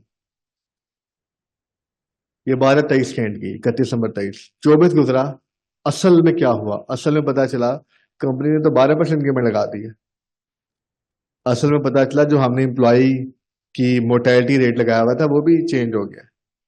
तो एक्सपीरियंस एडजस्टमेंट क्या होती है एक्चुअली की, कि जो आपने सोचा था, सॉरी सोचा नहीं था, जो आपने एजम्पशन यूज की थी कैलकुलेशन में, अगले साल असल में वैसा नहीं हुआ। उस को कहते हैं एक्सपीरियंस एडजस्टमेंट, कि एक्चुअली भी क्या कर रहा है, अपने एक्सपीरियंस से अब सीखेगा। अच्छा, जो एजम्पशन ली थी, अब वो नेक्स्ट ईयर अपनी एजम्पशन में क्या करेगा। एक तो उसका फर्क आ गया कि जो सोचा था असल में वैसे नहीं हुआ, और दूसरा अब नेक्स्ट भी जो उसकी एजम्पशन होंगी वो पिछली एजम्पशन से क्या होंगी, फर्क होंगी। इस वजह से जो आपका फर्क आता है ना एसेट में और लायबिलिटी में, उसे हम कहां पे लेके जाते हैं, प्रॉफिट एंड लॉस में लेके जाते हैं। कहां लेके जाते हैं, ओसीए। बस ये बात याद रखिएगा। अदर कॉम्प्रिहेंसिव इनकम है, वो हमारा रिलाइज्ड गेन लॉस नहीं, अनरिलाइज्ड, क्योंकि वो एक एस्टिमेट, एक एक्सपीरियंस के चेंज की वजह से आ रहा है। अच्छा जी, ये बस यहाँ पे आते हैं। या डेफिसिट आएगा या एसेट आएगा। डेफिसिट आएगा तो हम लायबिलिटी बुक करेंगे, एसेट आएगा तो हम क्या करेंगे, उसको नेट एसेट बैलेंस शीट पे दिखा देंगे। प्रॉफिट एंड लॉस में कौन कौन सी वैल्यूज आएंगी, current service cost, part service cost, net interest. OCA में क्या आएगा, लिखा हुआ है। करंट, बस आखिरी बात मैं करता हूँ फिर क्लोज करते हैं। करंट सर्विस कॉस्ट और पार्ट सर्विस कॉस्ट को मैं थोड़ा सा बता देता हूँ। अगेन प्रैक्टिकली वो नेवर कैलकुलेटेड, ये सारी चीजें एक्चुअली आपको कैलकुलेट करके देता है, लेकिन कॉन्सेप्ट पता होना चाहिए। करंट सर्विस कॉस्ट क्या होती है, अज्यूम करें 2024 करंट ईयर है। 2024 में जो एम्प्लॉयज ने अपनी सर्विस दी है, उसकी वजह से जो आपकी लायबिलिटी में इंक्रीज आया है, प्रेजेंट वैल्यू में जो इंक्रीज आया लायबिलिटी की, उसको क्या कहते हैं, करंट सर्विस कॉस्ट। मैं मिसाल देता हूं। अज्यूम करते हैं 10 एम्प्लॉयज हैं, अज्यूम करते हैं, और 1,000 रुपए उनकी सैलरी थी। कितने हो गए, 10,000। और अभी सब एम्प्लॉयज ने ना 2 साल गुजारे हुए। 10 एम्प्लॉयज, 1,000 रुपए की सैलरी, 10,000 हो गए। हर सब एम्प्लॉयज ने 2 साल गुजारे हुए। ग्रेचुटी की बात करते हैं, 1 साल पे 1 महीने की सैलरी, तो 2 साल पे 2 महीने की सैलरी होगी। कितने हो गए जी, कितनी बनेगी जी प्रवीण? 20,000 बनता है, 20,000 बन गया। 20,000 की प्रेजेंट वैल्यू निकल आई आसानी के लिए। अज्यूम करते हैं कोई इंक्रीमेंट नहीं है, अज्यूम मैं कर रहा हूं ताकि आप मेरी बात समझ सकें। What is current service cost, कोई इंक्रीमेंट नहीं है। 1 साल गुजर गया, अब आप मुझे बताएं, सिंपल, अब आपकी ऑब्लिगेशन कितनी है, 20,000 के 30,000? 30,000। ये 10,000 का चेंज आया ना, मैंने आसान मिसाल दी है, इतनी आसान होती नहीं प्रैक्टिकल, उसमें इंक्रीमेंट्स भी लग रहे होते हैं, कुछ ना कुछ चेंज आ रहा होता है। तो ये जो 10,000 का करंट ईयर में सर्विस परफॉर्म करने की वजह से चेंज आया ना, इसको क्या बोलते हैं, current service cost, current service cost. Past service cost क्या होती है, पास्ट सर्विस कॉस्ट ये होती है कि किसी ऐसे डिसीजन की वजह से आपकी लायबिलिटी बढ़ गई है या कम हो गई है जिसका ताल्लुक पिछले साल की सर्विस से। मिसाल के तौर पे सेम एग्जांपल, आपकी कंपनी की पॉलिसी थी कि हम 1 साल की सर्विस के बदले एक सैलरी ग्रेजुएटी हम दिया करेंगे। आपने पॉलिसी चेंज कर दिया, आपने कहा नहीं जी 1 साल की सर्विस के बदले अब हम 1.5 सैलरी ग्रेजुएटी दिया करेंगे और सब पे एप्लीकेबल है, शुरू से एप्लीकेबल है। अब क्या हुआ, 2 साल हुए थे ना, 20,000 थी ना ग्रेजुएटी, अब ऑटोमेटिकली कितनी हो जाएगी, 30,000। अभी साल नहीं गुजरा, ये जो चेंज आया ना 20,000 से 30,000, ये आपकी past service, past obligation, past service performed increase होगी, इसे कहते हैं पास्ट सर्विस कॉस्ट। सेटलमेंट क्या होता है जी, सेटलमेंट पे गेन भी आ सकता है, लॉस भी आ सकता है। फॉर एग्जाम्पल, मैंने अपना एक सेगमेंट बंद कर दिया है, सॉरी बंद नहीं किया, सॉरी सेल कर दिया, मैंने सेगमेंट सेल कर दिया, मैंने आपको सेल कर दिया सेगमेंट। अब आपने सेगमेंट को खरीद लिया, अब आइडियली तो क्या होना चाहिए, सेगमेंट सेल कर दिया, एम्प्लॉइज भी मेरे तो ना रहना, एम्प्लॉइज तो आपके बन गया। अब एक ऑप्शन क्या हो सकती है, मैं उनको जो भी उनका ग्रेजुएटी बनता है पे कर दूं, पेंशन पे कर दूं और वो चले जाए मेरे पास से। और दूसरी ऑप्शन क्या हो सकती है कि आप मुझे कहें यार ऐसा करो, इनका जो प्लान चल रहा है ना वो चलने दो, वो अच्छा प्लान है, तुम इस प्लान के जो एसेट तुम्हारे पास पड़े हैं वो भी मुझे ट्रांसफर कर दो, इन एम्प्लॉइज के जो जो जो डिवीजन मैंने खरीदा है उसमें जो आ गए मेरे पास, उनके एसेट मुझे ट्रांसफर कर दो और ऑब्लिगेशन मुझे ट्रांसफर कर दो। इसको कहते हैं सेटलमेंट। इसमें गेन भी आ सकता है, लॉस भी आ सकता है। क्यों? चूंकि प्रैक्टिकली लायबिलिटी की कैलकुलेशन का तरीका अलग है, वो प्रेजेंट वैल्यू होती है, और एसेट चूंकि इन्वेस्ट हुए होते हैं उनकी वैल्यू कुछ और आ रही होती है। इसलिए जरूरी नहीं होता कि अगर 10 एम्प्लॉयज हैं खास जो जा रहे हैं किसी और एम्प्लॉयर के पास, उनकी जितनी लायबिलिटी है एसेट भी उनके उतने ही हो, वो फर्क होते हैं। तो इसलिए इसमें गेन भी आ सकता है, लॉस भी आ सकता है। आखिरी बात, चूंकि प्रेजेंट वैल्यू हम कैलकुलेट कर रहे होते हैं तो इस पे इंटरेस्ट भी क्या हो रहा होता है, रिकॉर्ड हो रहा होता है। तो बाकी इसमें और स्लाइड्स भी हैं, एंड पे आप देख लेंगे। टर्मिनेशन बेनिफिट्स के बारे में मैंने बनाया हुआ है, अदर लॉन्ग टर्म के बारे में बनाया हुआ है, क्या क्या है वो भी आप देख लीजिएगा, बड़ा आसान सा है। तो मेन जो इसमें एरिया है जो प्रैक्टिकली हम इनकाउंटर करते हैं, that is defined benefit plan. Post employment में भी कौन से डिफाइंड बेनिफिट प्लान जिनको हम क्या कर रहे होते हैं, इनकाउंटर कर रहे होते हैं। ठीक है, मैं इंशाल्लाह कोशिश करूंगा, दो चीजें, एक तो मैं आपको ये फाइल्स तो आपके पास हैं ही, पहुंच जाएंगी, मैंने शेयर कर दी हुई हैं। एक मैं आपको आईएफआरएस शेयर कर दूंगा, ओरिजिनल जो है इन दोनों के। दूसरा मैं आपको एक प्रैक्टिकली एक फाइनेंशियल स्टेटमेंट का एक नोट भी शेयर कर दूंगा, जहाँ पे आपको IAS 19 का, जहाँ पे आपको नजर आएगा कि इस तरह से हमारे पास एक्चुअली रिपोर्ट देता है, उसमें नोट आ रहा होता है और हम फाइनेंशियल स्टेटमेंट में इस तरह से क्या कर रहे होते हैं, प्रेजेंट कर रहे होते हैं। ठीक है जी, तो इसी के साथ जरा क्लोज करते हैं। बहुत शुक्रिया आपका कि आपने मौका दिया, और हमने काफी डिस्कशन की, इंटरेस्टिंग आपके सवाल थे, और इसको क्लोज करते हैं। थैंक यू जी, thank you so much, thank you.